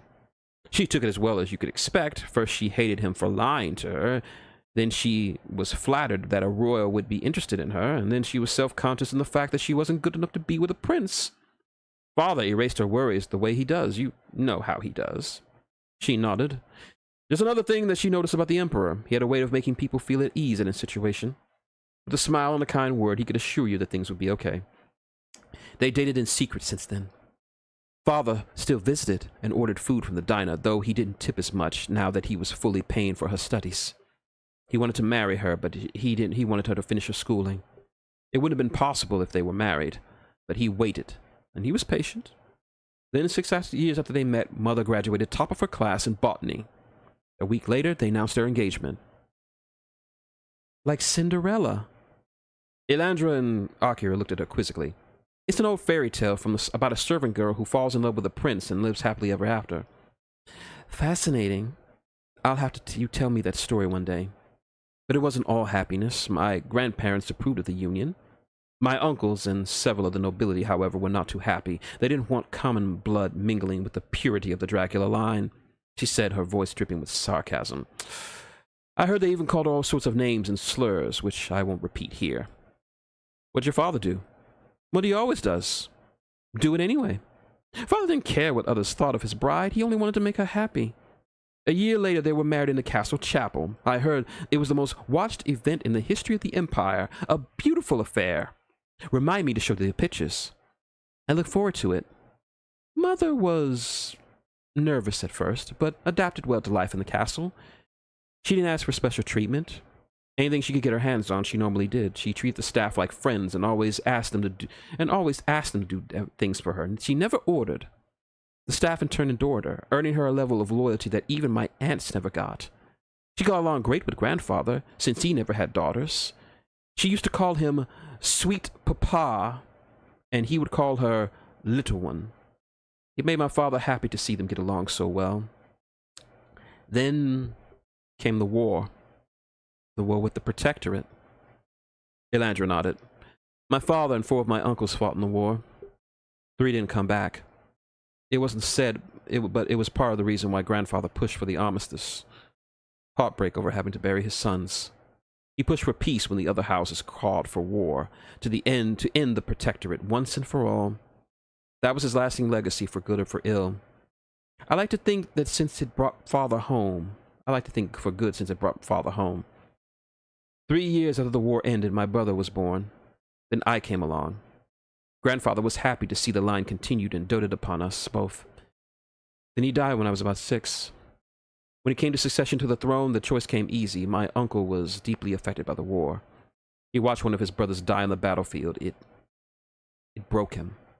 He was never the same, really. That only left my father, and thus he was crowned emperor. He continued grandfather's legacy of peace by bridging the gulf between our nations, much to the dismay of the warhawks in both the military and the royal houses. But you've seen how father handles those. Dawn agreed. She was fighting back tears. Akira inched closer to her, but she waved him off. Dawn would have been blind not to see the growing pain in her face. They were getting closer to the end of the story, a story she knew wasn't going to have a pleasant ending. I'm sorry, Highness, she muttered as she sat next to her. We can stop here. No, she croaked, resting her hand on hers. You're a friend now. You deserve to know the truth. She was mute. She took a minute to regain her composure. I was around 12 years old when I first began to notice. She didn't eat as much. Her hands shook as if she were cold. Not even drinking quality blood could make her feel better. Father called a doctor to check her out. She was suffering from the first stages of Helsing syndrome. She cast a glance towards her new friend. Surprised? It is. I didn't think vampires got sick like humans. It's all right. We're immune from human diseases and the like, but even we vampires, for all our powers and long lives, are just as powerless before illness and sickness as any other race. Helsing's is one of the worst vampiric illnesses. It's a condition that interferes with the body's ability to absorb and process plasma. It can cause degradation in nerves, bones, organs, skin. The old ones call it wasting, because it literally wastes away to nothing. Your medical technology was able to cure my illness. Is there nothing you could do? Plenty. There were treatments, to be sure, grass pills, radium therapy, blood transfusions, but they only slowed the process down. They did not stop it. We did everything we could for her, the best doctors in the Empire, the best medicines, but we were putting sand in, it was putting a sand dam before a tsunami, only prolonging the inevitable. Dawn was fighting back her own tears. How long? The doctor gave her 4 months. She lasted 5 years.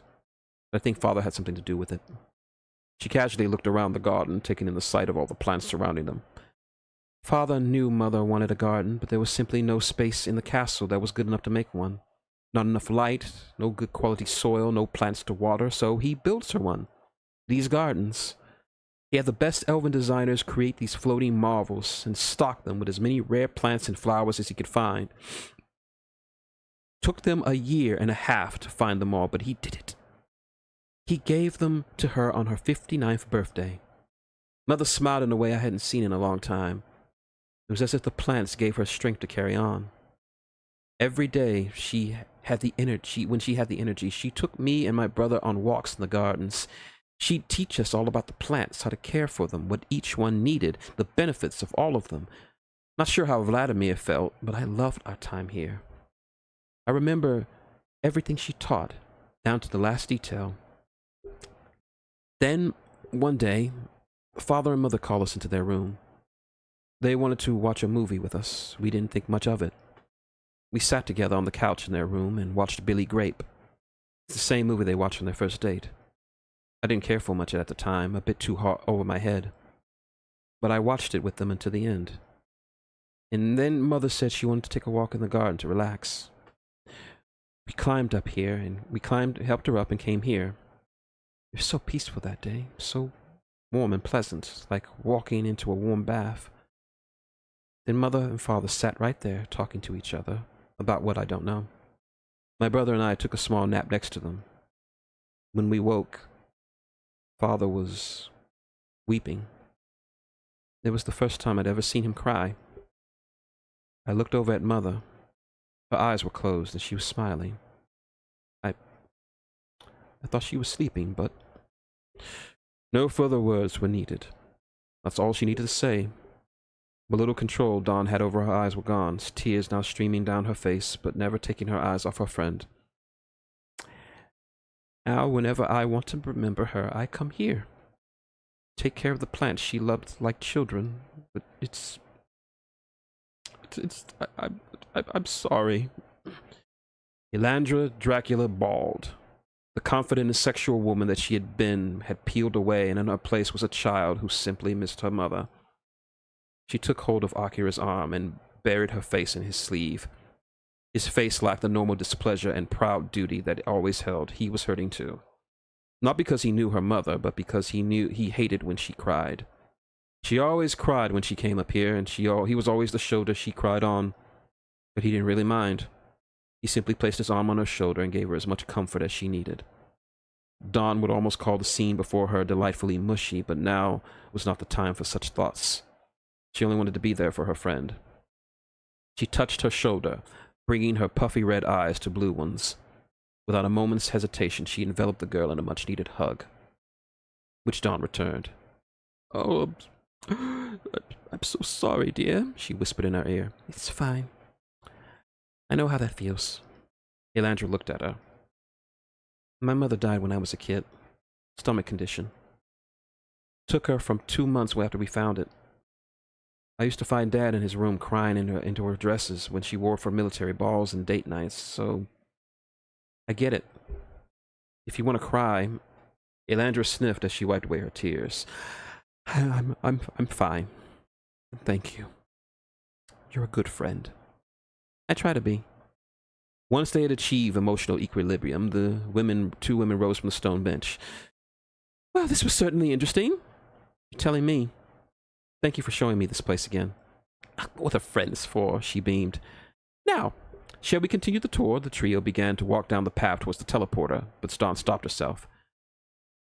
"Can we stop for a moment?" Elandra nodded, and Dawn returned to the statue. She looked at the face of her new friend's mother and solemnly offered a polite bow to her, then whispered a prayer to the deceased monarch's effigy, almost as if she were talking to her in person. "She's a keeper," whispered Akira. "That she is."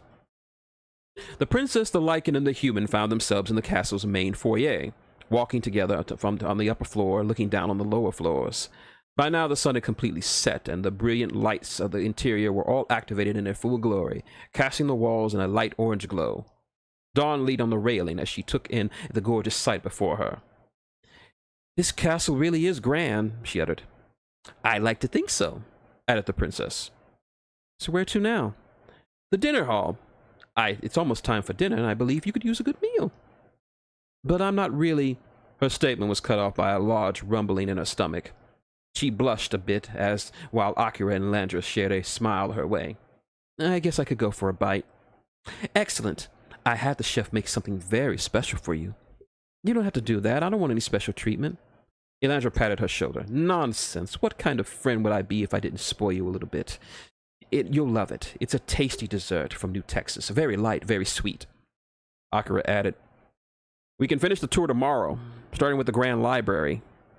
Dawn's face lit up like a Christmas tree in December upon hearing those words. "You have a library?" "One of the largest in the Empire." "One of the largest in the Empire. Figured you'd like that." "Uncle Luke did say you were something of a history buff. We've got plenty of books for you to pore through." Can we really?" she asked like an excited child going to a toy store. "Of course. In fact, I'll let you keep one of them." Dawn hopped up and down on her heels, giddy at the thought of a proper history book to read. Thank you, Your Highness. Thank you so much." Think nothing of it. Now let's head to the hall. Dinner will be a bit late, but I'm sure—" Her words were cut off as she glanced down at the bottom of the staircase. Her cheerful countenance was deflated, replaced by stressed annoyance. "What's wrong?" Dawn and Akira followed her glance as they looked downward. There were 3 men sitting at the bottom, 2 seated and 2 standing and 1 seated. All were dressed in matching black suits. None of them seemed to notice that they were watching them. Dawn didn't recognize them from a distance. They didn't look like members of the Castle Guard, Wall Guard, Dragon's Teeth, or certainly not the Persephones. They were new to her. Just as he was about to ask who they were, she heard a sound that sent a chill up her spine. Akira growled. Now, in the short time she had been around lichens, due to her time with Lucas's adoptive family, she hadn't been exposed to their more bestial qualities. So it was a surprise to hear him actually growl, and it was a proper growl. One that she heard when her neighbor's dogs saw other dogs they didn't know. It was low, deep, and dripping with malice. She turned to see his face. Akira's face was screwed in terror and a terrific scowl. At that moment, he didn't look like anything to be a human. He looked more like a beast in the skin of a man. Both he and Elandra seemed to know who these people are, and judging from their expressions, they didn't care too much for them. "Those men are aides to Lord Bathory," said Elandra. Dawn scanned her memories at the mention of that name. Finally, she was able to connect the name with the face. "You mean that noble from my first visit here?" Elandra nodded. "So this is why dinner has been late. Father must be meeting with him in the side meeting room." "Why do you think he's here?" "Must be due to the trade agreement with the POV. He is not exactly a fan of it." "But why? I thought it was good that there was actually peace between the countries." Akira answered the question. "How much do you know about the war from 40 years ago?" "Not much," she answered. "Just what Lucas told me. The Empire and the Protectorate fought in a war that lasted for 2 years. Then they both signed a peace treaty thanks to your grandfather." "Peace treaty? Not that simple," he answered. "It wasn't a peace treaty, it was an armistice, a long-running ceasefire, really. You see, it was costly for both sides, and while the Emperor wanted peace, it would have been easy for us to continue the war. In fact, we could have invaded the POV and done some major damage, if not outright conquered it. The agreement was basically, don't mess with us, and we won't kill you, which they've done well to follow." "But not everyone was for the peace." "Exactly. Most of the warhawks in the army and a lot of the noble houses, but none more louder than Lord Bathory. He wanted to finish the Protectorate once and for all. Doesn't help that he lost his brothers in the war. While the Emperor wanted to end the fighting after he lost his sons, Bathory wanted them all to pay for killing his siblings. He'd been the most vocal critic of the Emperor ever since. Always complaining and speaking out against the crowd, annoying as hells. Can't you just do something about them? Like order them not to do that or something? Sadly, we can't, answered the princess. House Bathory has tremendous influence amongst the nobility, and not just among the vampires either. They have tied with the Strides in the south and the Lords of the north. He has enough influence that we can't move directly against him, but not enough to try to challenge us. Thus, we merely have to deal with him. I see. And those three? Those are his nephews, sons of his lost brothers. I believe you already met one of them already. Elandra adjusted to the seated vampire. Focusing on him harder allowed Dawn to remember him as the one who was with Lord Bathory during their last visit. The reason she recalled him was due to the abuse he suffered at the hands of his lord. Just then the taller nephew looked upward and caught sight of the party. He called out to the royal and waved over to her. Elandra tensed up, obviously not wanting to deal with them at the moment, but still she had to be nice. So she put on a calm smile and waved back. Oh, Maker, they've spotted me, she said through clenched teeth. Can't we just walk away? No, she sighed. We're gonna have to be kind and polite and greet them. Want me to stay up here? She asked. No, come with me. I'd feel better if you were around. If you exist. Sometimes I hate being royalty. The trio walked the short distance to the grand staircase and descended the stairs at the bottom.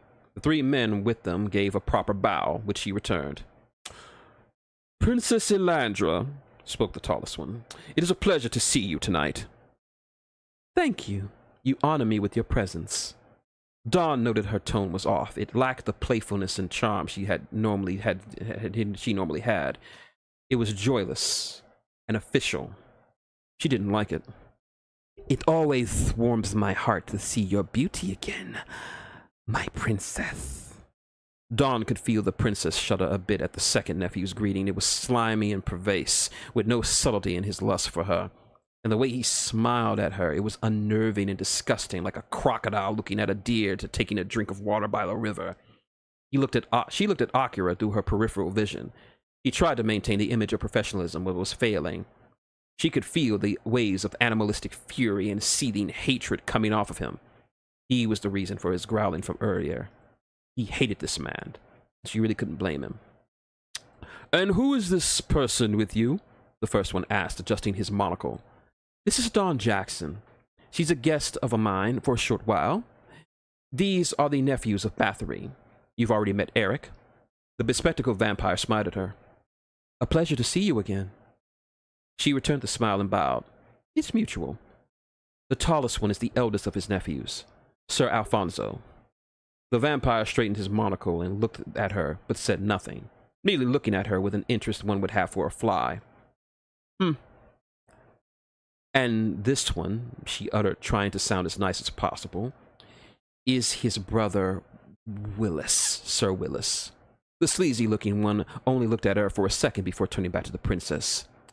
Any friend of yours is a friend of mine, my princess.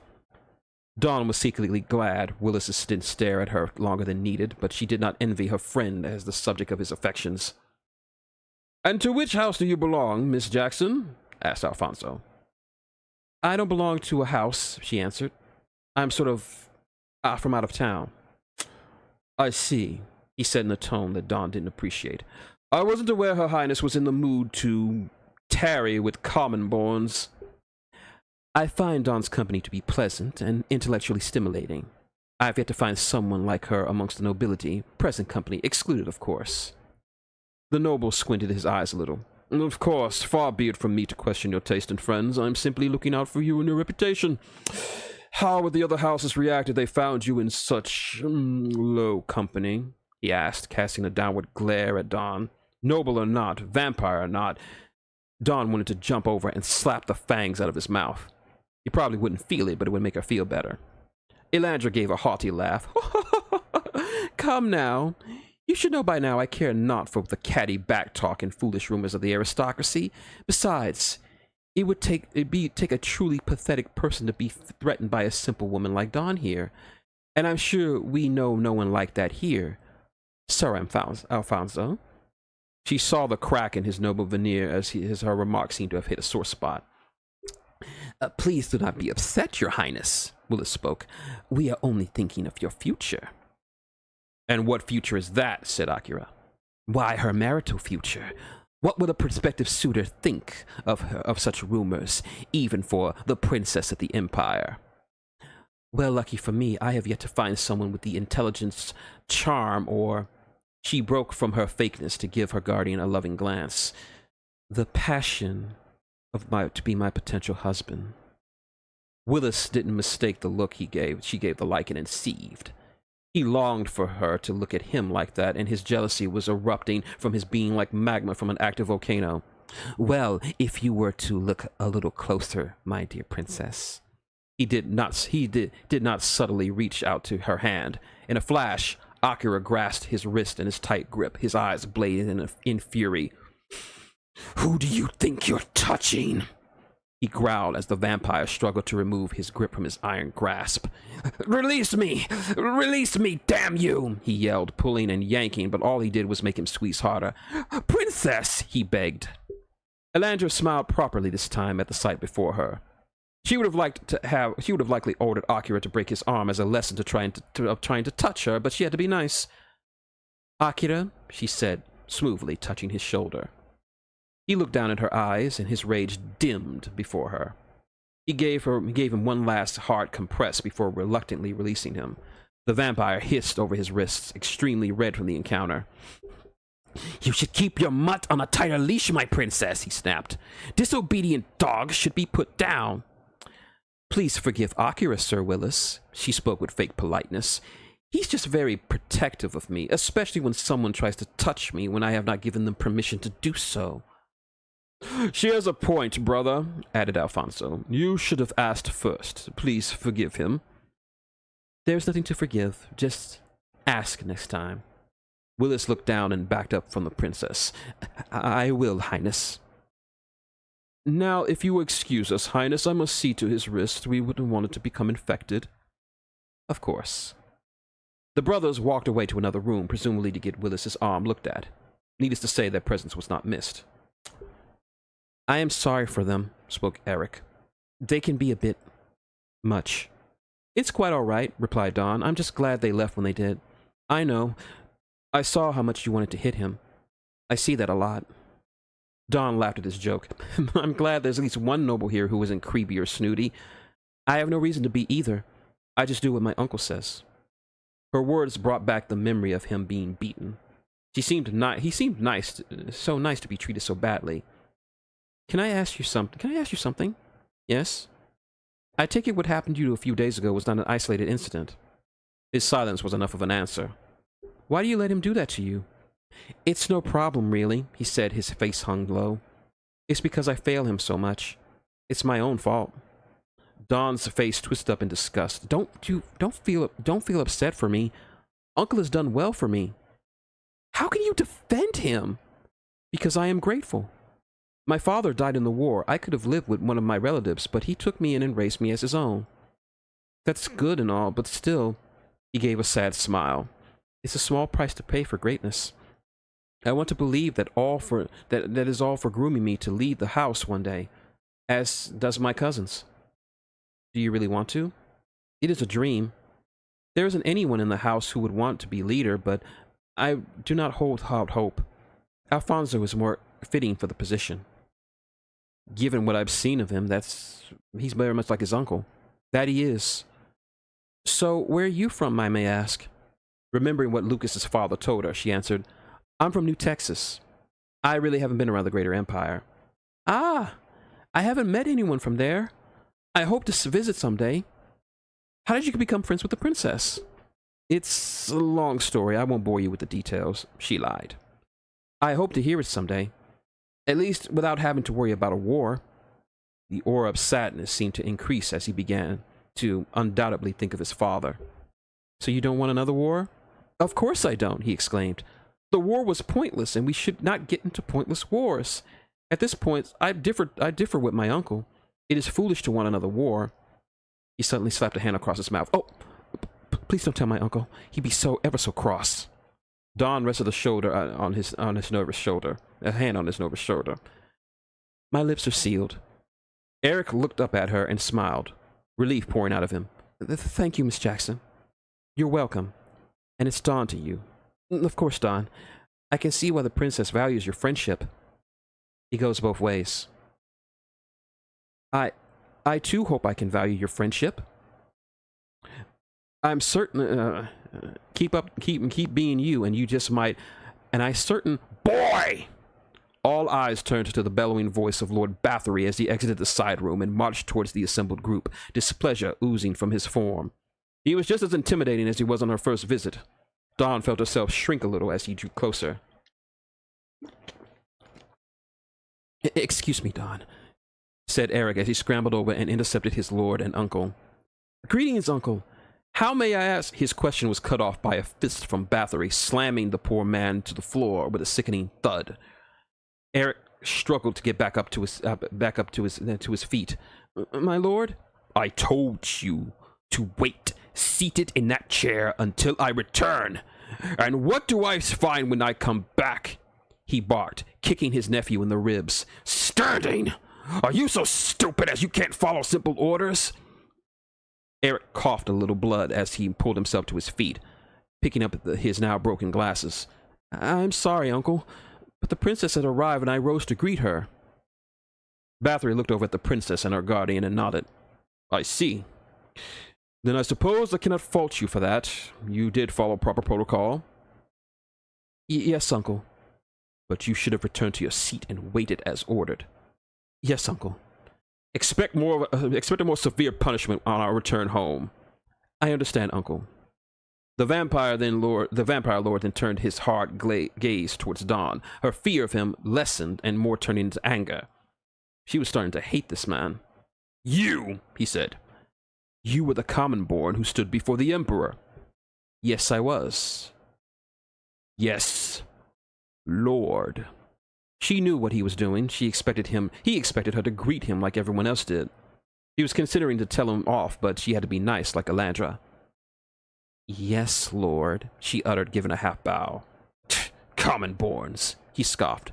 No dignity or breeding among any of them.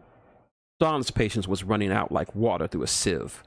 He turned to the princess and asked, Highness, what is this doing here again? Gesturing to the girl. She is a guest of mine, Lord Bathory. She'll be staying here for a few days, she answered. A common-born gets to stay with the royals, and yet a noble like me, and not a noble like me? It's almost funny that you would entertain yourself by having this stay here. Dawn's patience was falling faster and faster. I do have a name, you know, she spoke. Good for you. I did not ask, he said.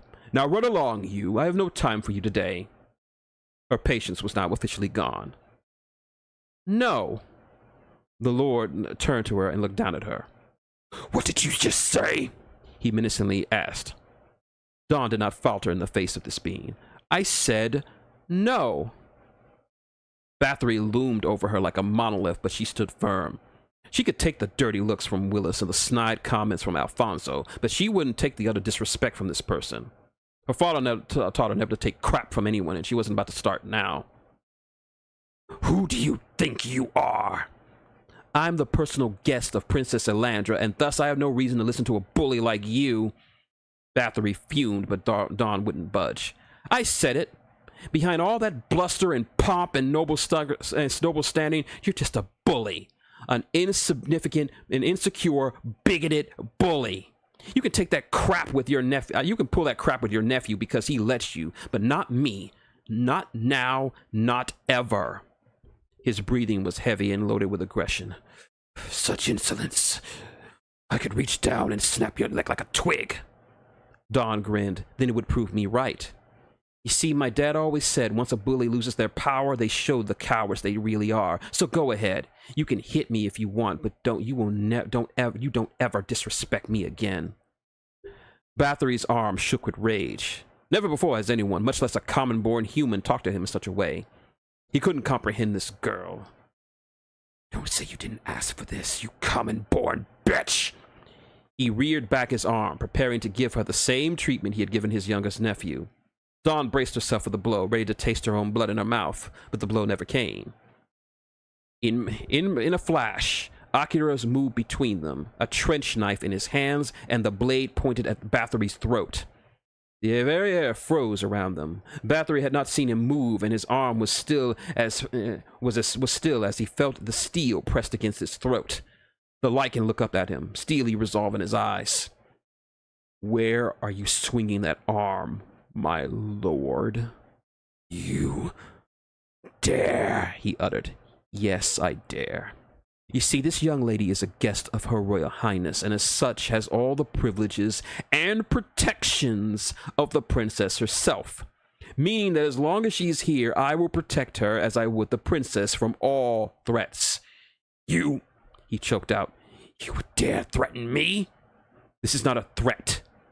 A threat implies a possibility of violence. This is a promise.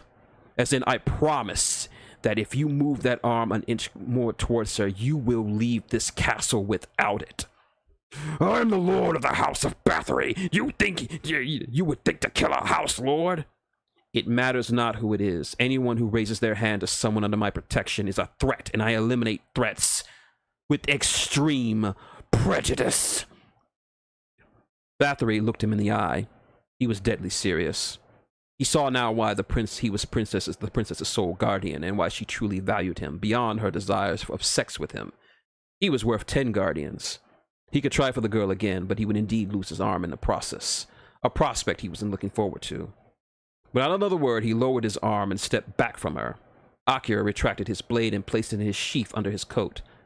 Bathory rubbed his throat from the spot where the blade touched. "I will not waste blood and sweat over a common born." "A wise decision, my lord," said Akira. "And you," he pointed towards the seething Dawn, "it would be in your best interest if we never meet again outside the castle." "The feeling is mutual, my lord." "Alfonso! Willis!" he roared. The 2 vampires instantly appeared behind him and bowed, Willis's arm covered in a bandage. "Forgive my lateness, dear uncle," spoke Alfonso. "We've had some business to attend to elsewhere." "Never mind that, we're leaving." "Yes, uncle." Bathory turned around and roughly grabbed his other nephew by the suit and began to drag him away. He gave Dawn a small wave as he was pulled down the hallway. "Highness," Alfonso gave a quick bow and followed after them. "Have a pleasant evening, my princess," Willis said in his perverse tone of his. Akira gave a short snarl. Willis jumped at the sound and increasing his pace to meet up with his family. After they were gone, Dawn let a heavy sigh and put her hands on her knees. "My word, my dear," said Elandra, her mood returning to normal. "That was utterly marvelous.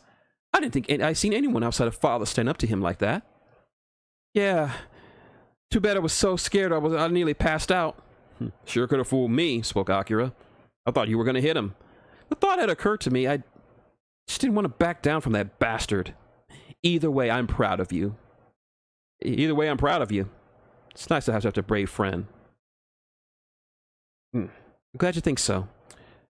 "Say, Akira, would you really cut off his arm for me?" "Of course.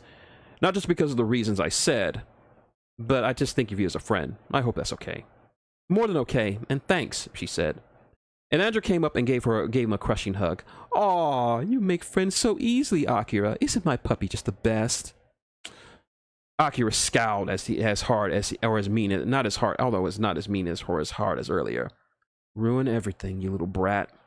Since we're all such good friends, we should have a sleepover in my room. We could do all the sort of fun things, listen to music, talk about boys we like, and if you're good, you can sleep with me, puppy, like a good friend should." "Not happening, brat." "I don't know, Akira. That doesn't sound like a bad idea." Akira balked at Dawn's words. "Not you too." "Well, what are good friends for if you can't rib them a little?" Akira deflated and sighed. "I hate my life." "No, you don't." She released him from his hug. "Now, with those unpleasantries over, I do believe dinner's about to be served. Let's go wash up." "Lead the way, Highness." Lord Bathory's mood didn't improve a bit as he stomped towards the flight pad to his private plane, poor Eric still being pulled along and being berated by his uncle. Some distance away, Alfonso and Willis walked behind them, somewhat slower than normal. Willis spoke in a hushed tone. "Imagine that." "Indeed," his brother replied in the same volume. "To think the girl would be here of all places." Willis rubbed his hands together. "Certainly makes things easier for us in the long run." "Absolutely. At least we don't have to worry about stealing her away from Lucas Kane and his misfits on their journey out west. All of our goals are lining up right where we want them." "I should say so. I had to hide my surprise very hard upon seeing her here." "As did I." "So what happens next?" Alfonso took off his monocle and cleaned it with his shirt. "We will need to make contact with Crow. He and his company will need to move faster than expected." "You think he will go for it?" He motioned toward Bathory's direction. "This was his plan, after all." "I'm certain of it," he answered, temporarily removing his monocle to polish it. He did talk to her, and it seems to have made an impression upon her. He was probably thinking the exact same thing as he was talking to her. It is the proper choice." "Good. And what about the fool?" He motioned forward again. "He is a weakling, a sorry-hearted fool with no stomach on what needs to do. You know how he is. He would never aid us in the plan. The girl's presence here only means that he will die sooner than later." "Agreed. Still, we could have used him for something else, like a meat shield." Please, brother, we have enough of those." "A true shame. Really. Can't say I look forward to killing family. But that peaceful worm has had this coming for years." "Yes, and he will not live to see the birth of a new empire." "So what now?" "Alert the agent. Tell him it's time. It all begins tonight." Alexa Yorko stood outside Prince Valamir's bedroom, stoic as one could be expected of a guardian. This year would mark her 11th year as the prince's guardian, making her the second longest serving guardian under him, just behind Guardian Bishop. Her long chocolate brown hair was tied in a simple ponytail draped over her shoulder. Her icy blue eyes stared straight forward as she watched for anyone thinking to approach the room. You see, the prince had certain edicts that he gave his guardians, edicts that were to be followed without exception. One of the biggest ones was at this time, the prince was not to be interrupted until his guest left. Everyone knew what that meant, and no one dared to interrupt him on this time, with good enough reason. With her enhanced hearing, Alexa could hear what was going on in the room. Pants, yells of pleasure, heated breaths, growls, and such. With her advanced sense of smell, she could smell what was coming from the door behind her. Sweat, saliva, and bodily fluids. If it wasn't for her training in the Colosseum, she would have long since been overwhelmed by the sensory overload, but it was something she was used to. She stood guard over the room during this intimate time for her prince with a tiny bit of jealousy in her heart. As the sounds and smells died down, she knew it was over, and they were both getting dressed. Prince Vladimir and his guest. Inside the room the royal was busy dressing himself in a nice deep red dinner jacket with a white scarf around his neck. His bed was a mess, covers flung about the mattress on the room, the results of his passionate love-making that only just ended. He looked over at his partner and gave a rare, affectionate smile to her as she dressed herself. And who was this woman who had the privilege of sharing her bread with the heir to the throne of one of the 3 most powerful nations in the earth? It was not a noble lady or anyone of real significance other than to the prince himself. Her name was Maynard, May for short. She was a Persephone. Now, May wasn't the most beautiful of the Bacors. In fact, if anyone were to ask, they would describe one word the pipe over and over again. Average. She was not pretty or ugly, merely average. May was 19 years old, not very tall, about 5'1" at best. Her hair was short and strawberry blonde in color. Her skin was a shade brighter than brown, and she wore a pair of thick glasses over her green eyes. Her figure wasn't much to stand out with, save for her rather ample bust. Indeed, she was as unnoticeable and unassuming as ever, and as anyone, and yet the prince adored her beyond reason. She'd only been working for the crown for a year when the prince took a liking to her. He went out of his way to spend time with her. Some would say he stalked her, but May never felt threatened or uncomfortable around him. She enjoyed the attention, even if she never said it. Eventually, he invited her to his room to share his bed. Maya never had a boyfriend or even a crush. She settled on just being alone for the rest of her life. So when the Prince of the Empire asked her to share her bed, it was beyond her wildest dreams, and of course she said yes. And that was the start of it. May fixed and smoothed out her uniform as she turned to the bed. Her cleaning instincts took over and she began to fix the sheets. Don't.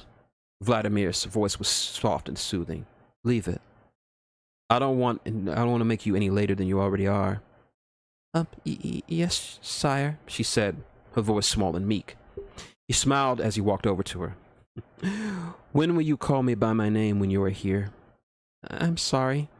I'm not used to doing so. He grasped her hands in his, giving her knuckles a series of small kisses. Then you must learn to do so. How long have you shared my bed and not learned this? May reddened at his affections. This was a side of him no one else saw, the romantic, sensitive gentleman who doted upon her, and she couldn't understand why. I am not in a position for such an honor, she said. You were in such a position not too long ago, he joked. Please, Highness.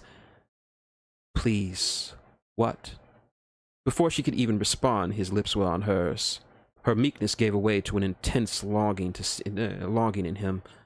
She couldn't say it. She could never say it to him, but she desired him just as much as any other woman, if not more so.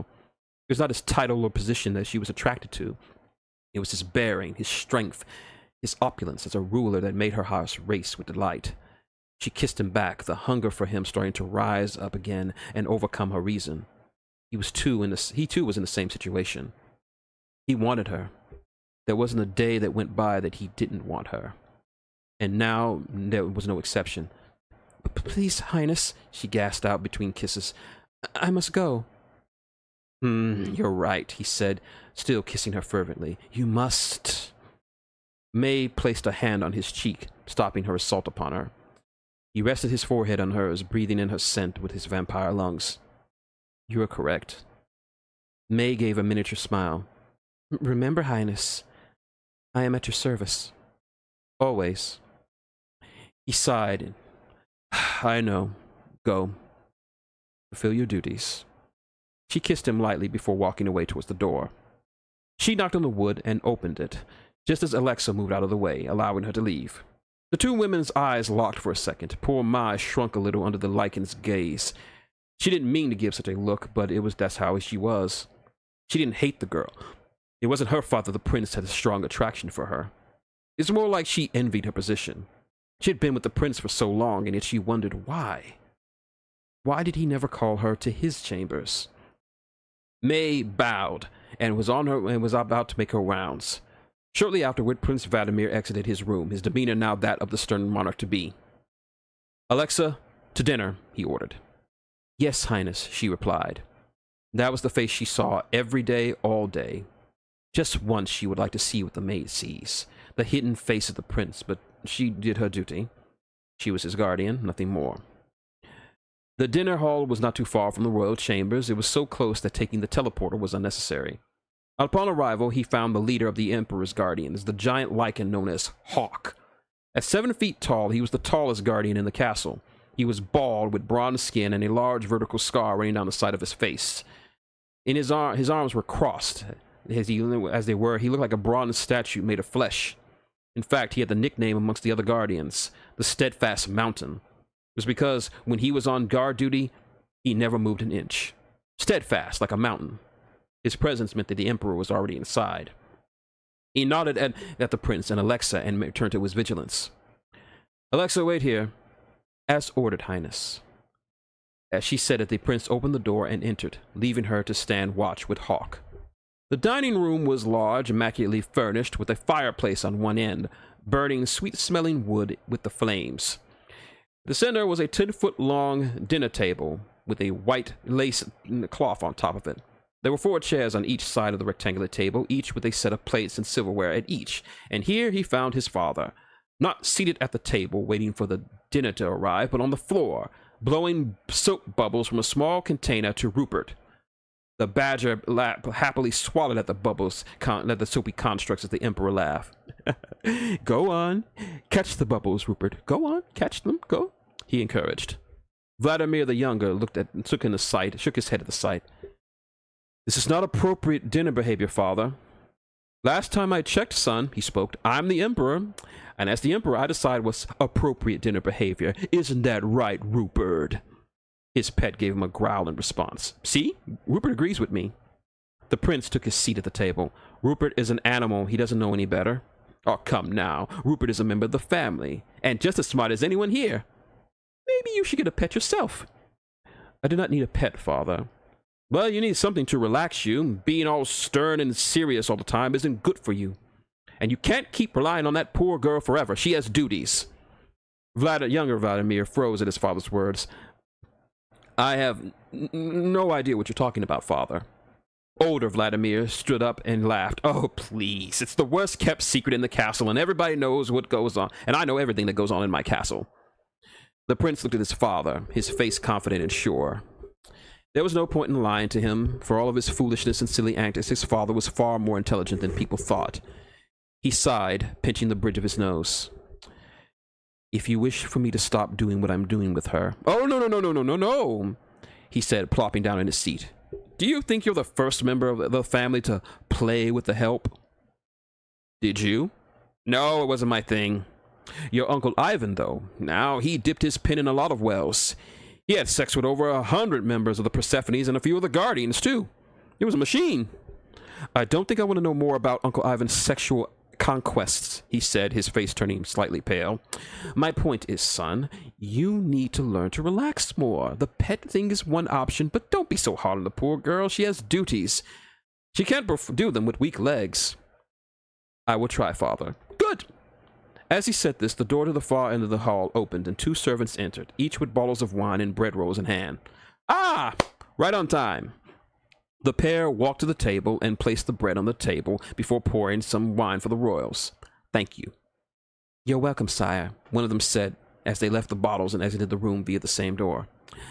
Now smile a bit more. We're having a guest for dinner. He motioned to the extra chair at the table. Who? Young Vlad asked. Why, Dawn, of course. The girl? He exclaimed. Yes, and her name is Dawn. I've come to find out that she doesn't like to be referred to as such. Would you believe that she actually stood up to Lord Bathory after our meeting? He announced with a gleeful smile. She did? He asked, more surprised in his voice. Yes, got right in his face and told him right off. Bathory could have easily choked the life out of her, but she still stood up to him. He chuckled as he took a sip of wine. I tell you, that girl has balls. I must say, it's worthy of that's impressive, worthy of respect. And respect her you should.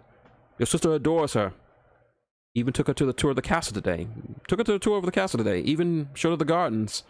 Younger Vladimir nearly choked on his wine. She what? Yes, showed her the gardens. But father, the garden is private. No one should be up there. Tut tut, he said, flexing his fingers as he reached for the bread. Your sister seems to think she's worthy of it as a friend, and if she trusts her, then I... The Emperor's movements became stiffer and stiffer as he tried to utter the next words out of his mouth. You what, father? His son asked, taking another sip of his goblet. Vlad Senior's arms began to tremble and shake. His vision was getting blurry. He looked down at the bread, and then his cup, and his eyes flashed wide. Put the cup down, son, he muttered. Father, put the cup down! He screamed as loud as he possibly could. His son complied, shaking from his sudden outburst. Only then he began to notice his father's tremors and sweats. Father, what's wrong? Call for help, he struggled to say. We've been poisoned. His prodigious strength failed him as he collapsed out of his seat. Father! What? Vlad spat and tried to reach from him, but his limbs began to shake as well. His vision started to go. Soon, he was going to be unconscious alongside his father. He had one chance. The panic button on his watch. If he pressed it, Alexa will come. It was simple enough. His hand was only a few inches from the button, but with his decreasing motor skills, it was a tall order. He was reaching for it. He is willing his fingers to move, inch by inch, each inch feeling like a mile. His fingers were numbing with every second. His vision was a mess. He could only make out vague shapes and colors, but he remained locked on the button. He focused all of his energy into staying conscious and moving his right hand to his left. Closer. Closer. With a strained roar, he pressed his finger and hit the button before falling to the floor and into a coma. A few seconds later, Alexa stormed into the room and found 2/3 of the ruling family unconscious on the floor. She flew to the prince's side and found him barely breathing. "Someone help me!" Elandra and Dawn sat together outside the Emperor's bedchambers, which Akira paced around like an overactive dog. It was late into the night when they finally found a doctor who could visit the castle on such short notice and with utmost secrecy. The Emperor and the Prince were taken to their bedchambers by their guardians, barely breathing and unresponsive. This was not the night Elandra had planned, and now she was waiting for word about her father and brother. Dawn rubbed her back, trying to ease her worries. Akira wanted to find out who did it, but it was imperative that he remain next to the princess, both for security reasons and for comfort purposes. As much as he wanted to be out there with the castle guard, hunting down whoever did it, she needed him a bit more. Now, there was only one doctor they trusted for this, not just for his expertise, but his secrecy. And she made sure that he was the one who made it to the castle as fast as possible. The doctor exited the patient's room, medical bag in hand. It was Dr. O. The ladies rose to their feet, and Akira stopped his pacing as he closed the door behind him. "Doctor, how are they?" Dr. O cleared his throat. "Well, they're okay for now." They gave a collective sigh of relief. "The poison in their systems was strong, but their immune system is fighting it off. They'll be in light comas for the next few days, but once the poison gets flushed out of their systems, they'll eventually wake up.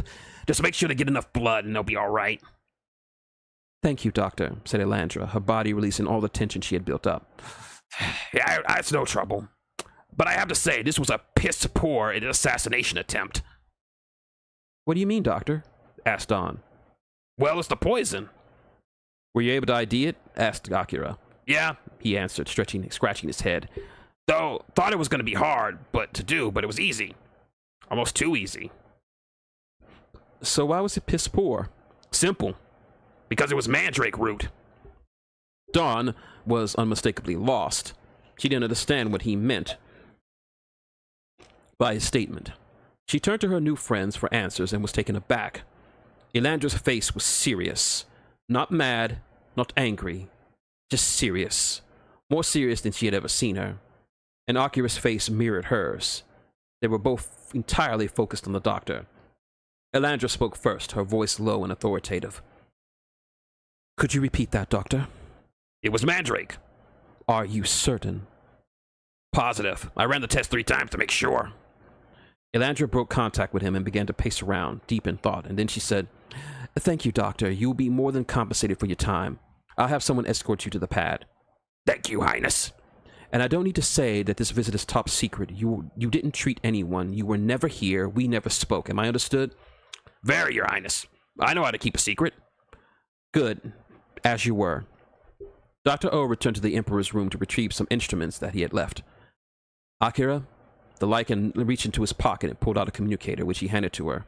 She pressed a few commands into it, and soon the hollow image of the wall guard captain appeared before her. "Highness, Captain, I want you to double the guard for both ships and keep a lookout at all hours." "Can I ask why, Highness?" "I'm afraid you can't. Consider it a direct order." Of course, Your Highness, as you command." With a final salute, the image vanished, and she inputted another set of commands. This time, the image of Alexa appeared. "Your Highness, Alexa, I want you to escort Dr. O back to the pad and see to it that no one knows that he was here. Understood?" "Yes, Highness." And with that, her image vanished. Elandra handed the communicator back to Akira. "Come." "Yes, Highness." Elandra marched, with Akira matching her footsteps behind her. Dawn followed behind them. It was an odd situation to see. She was not ready to see this side of her friend. She was commanding, a force of nature in her dress, Everything about her changed. Her voice, her mannerisms, her face, even her walk, once flirty and sexual, was now a stride of sovereignty. Akira even changed around her. He called her Highness. Not brat, but Highness. And the way she ordered him with just a word was incredible. He knew exactly what she wanted and needed at the time and place and responded without missing a beat. This wasn't the sensual, flighty princess who took her on the tour of the castle, nor was she the phony hostess who smiled fake smiles for uppity nobles. This was Princess Elandra Dracula right now. She was the authority of the castle. Dawn caught up with the pair. Someone want to explain me what's going on? What's this mandrake stuff? Mandrake root, Akira answered. What is it? It's a root. Pretty common around the Empire, but illegal to pick and grow. Why?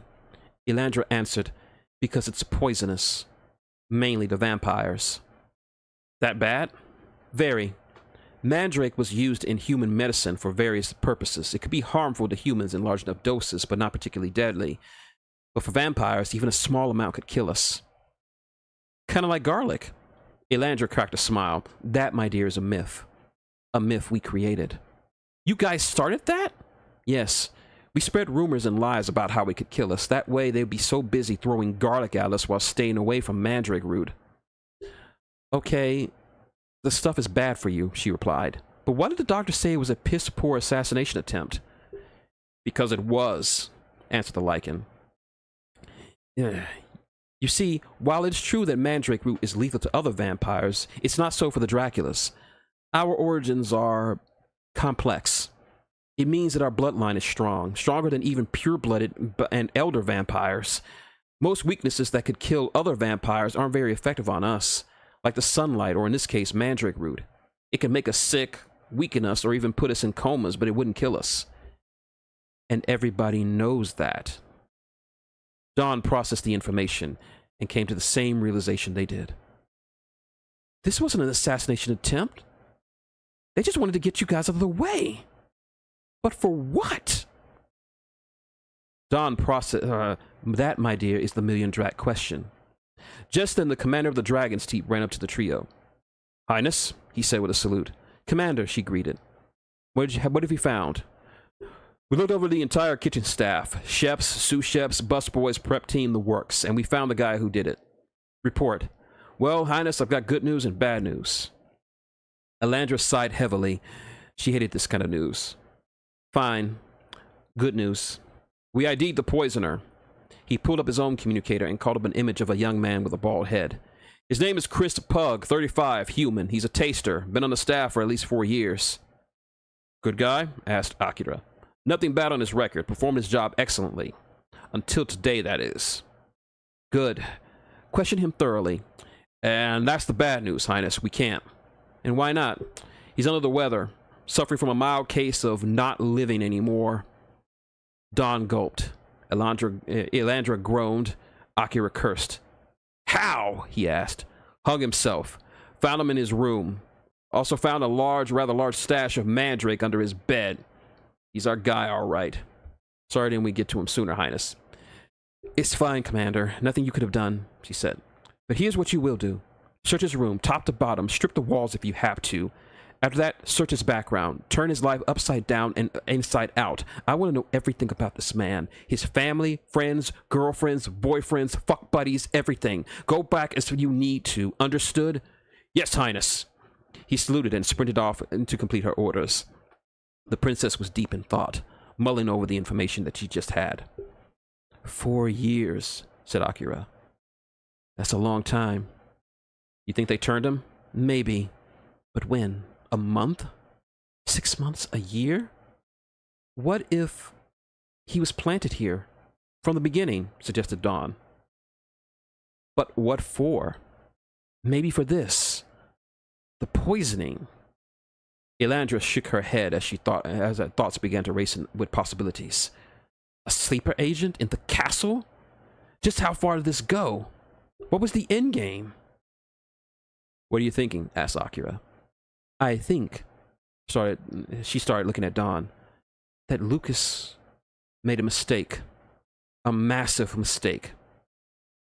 How so? She asked, fear rising in her voice.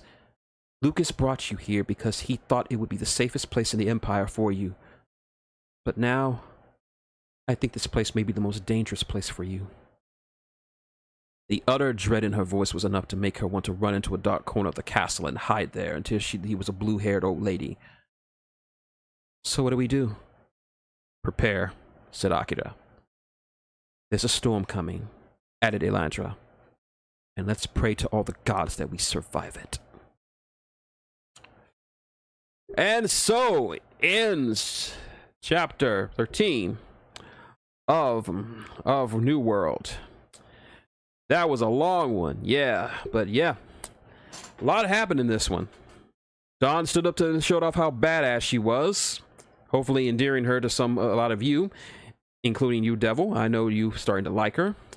We got a nice tour of the castle. Fun fact: every location in Castle Dracula was based off Castlevania. Yep, every location, the outer walls, the inner quarters, the dance hall, the Colosseum, the Orox's quarters, the clock tower, the floating garlands, all of it was based on locations from the Castlevania series. Most of them coming from my favorite entry in the series, Aria of Sorrow. As you can see, the castle itself is outwardly based off Aria of Sorrow. So yeah, that's what the whole thing is. And we also found out the exact identities of the two men who met up. Oh, Mike. Oh, man, you missed it. We're just about to wrap up. I just finished chapter 12 and 13. We already did we already did the what is it? We already did the detective work from Castle 13. We already got the signs, the clues and all. Dawn already did the tour of the castle. We already did the reveal that Alfonso and Willis are the ones that that helped the pirates get on the mainland. So now we know that the House Bathory is involved, and we know that the source of this treachery comes from them. The Emperor and the Prince have been poisoned, and now Elandra is in charge of the castle, and she knows some shit is about to go down. And that shit is going to go down in the next chapter. Yep. All of it. All the clues. All the hints. Yep. If you couldn't tell by now, Mike, Devil is now a massive fan of Don Jackson, because he as he said, the GOAT tonight. Thank you for catching it on the VOD. It will definitely be, and I'll definitely put timestamps in there, of course, as I always do. But next time, all of it comes to a head. Everything that has led up to this one chapter. The next chapter, there we find out exactly what's going on and why Dawn is so important to these conspirators and the pirates. Yeah. Thank you for joining me, and thank you for everyone. If you're watching on the VOD, thank you fair enough for making it this far for 4 hours. Definitely the longest live read I have done since I did this. 4.5 hours. We'll be looking forward to that, and of course we will continue it next on Thursday as we get to the climax and we begin the final stretch of New World as it all comes to a head. I hope you're as thirsty for it as always. Now, if you know what's coming, I'm Mike. I know you read it. No spoilers. I want it to be a surprise. So I'm gonna go drink some water, get some cough drops in my throat, because this was a long one. But once again, thank you to everyone in the chat. Thank you to Mike for showing up, even though it was a little late. I'm just glad that you could be here. Thank you for Devil for sticking with me as long as you did. Really looking forward to it, and I'll be looking forward to your email quite soon enough. And thank you too, watching on the VOD, for watching all this. Remember, as a reminder, timestamps will be in the description, so you will know when the chapters start and when they end, as well as a link to the ebook so you can read along with us. We're almost there. We're about to get to the climax of this story, so hold on. Until Thursday, been Shintigercurl, that doing the straw hat, saying good night, and see you next time.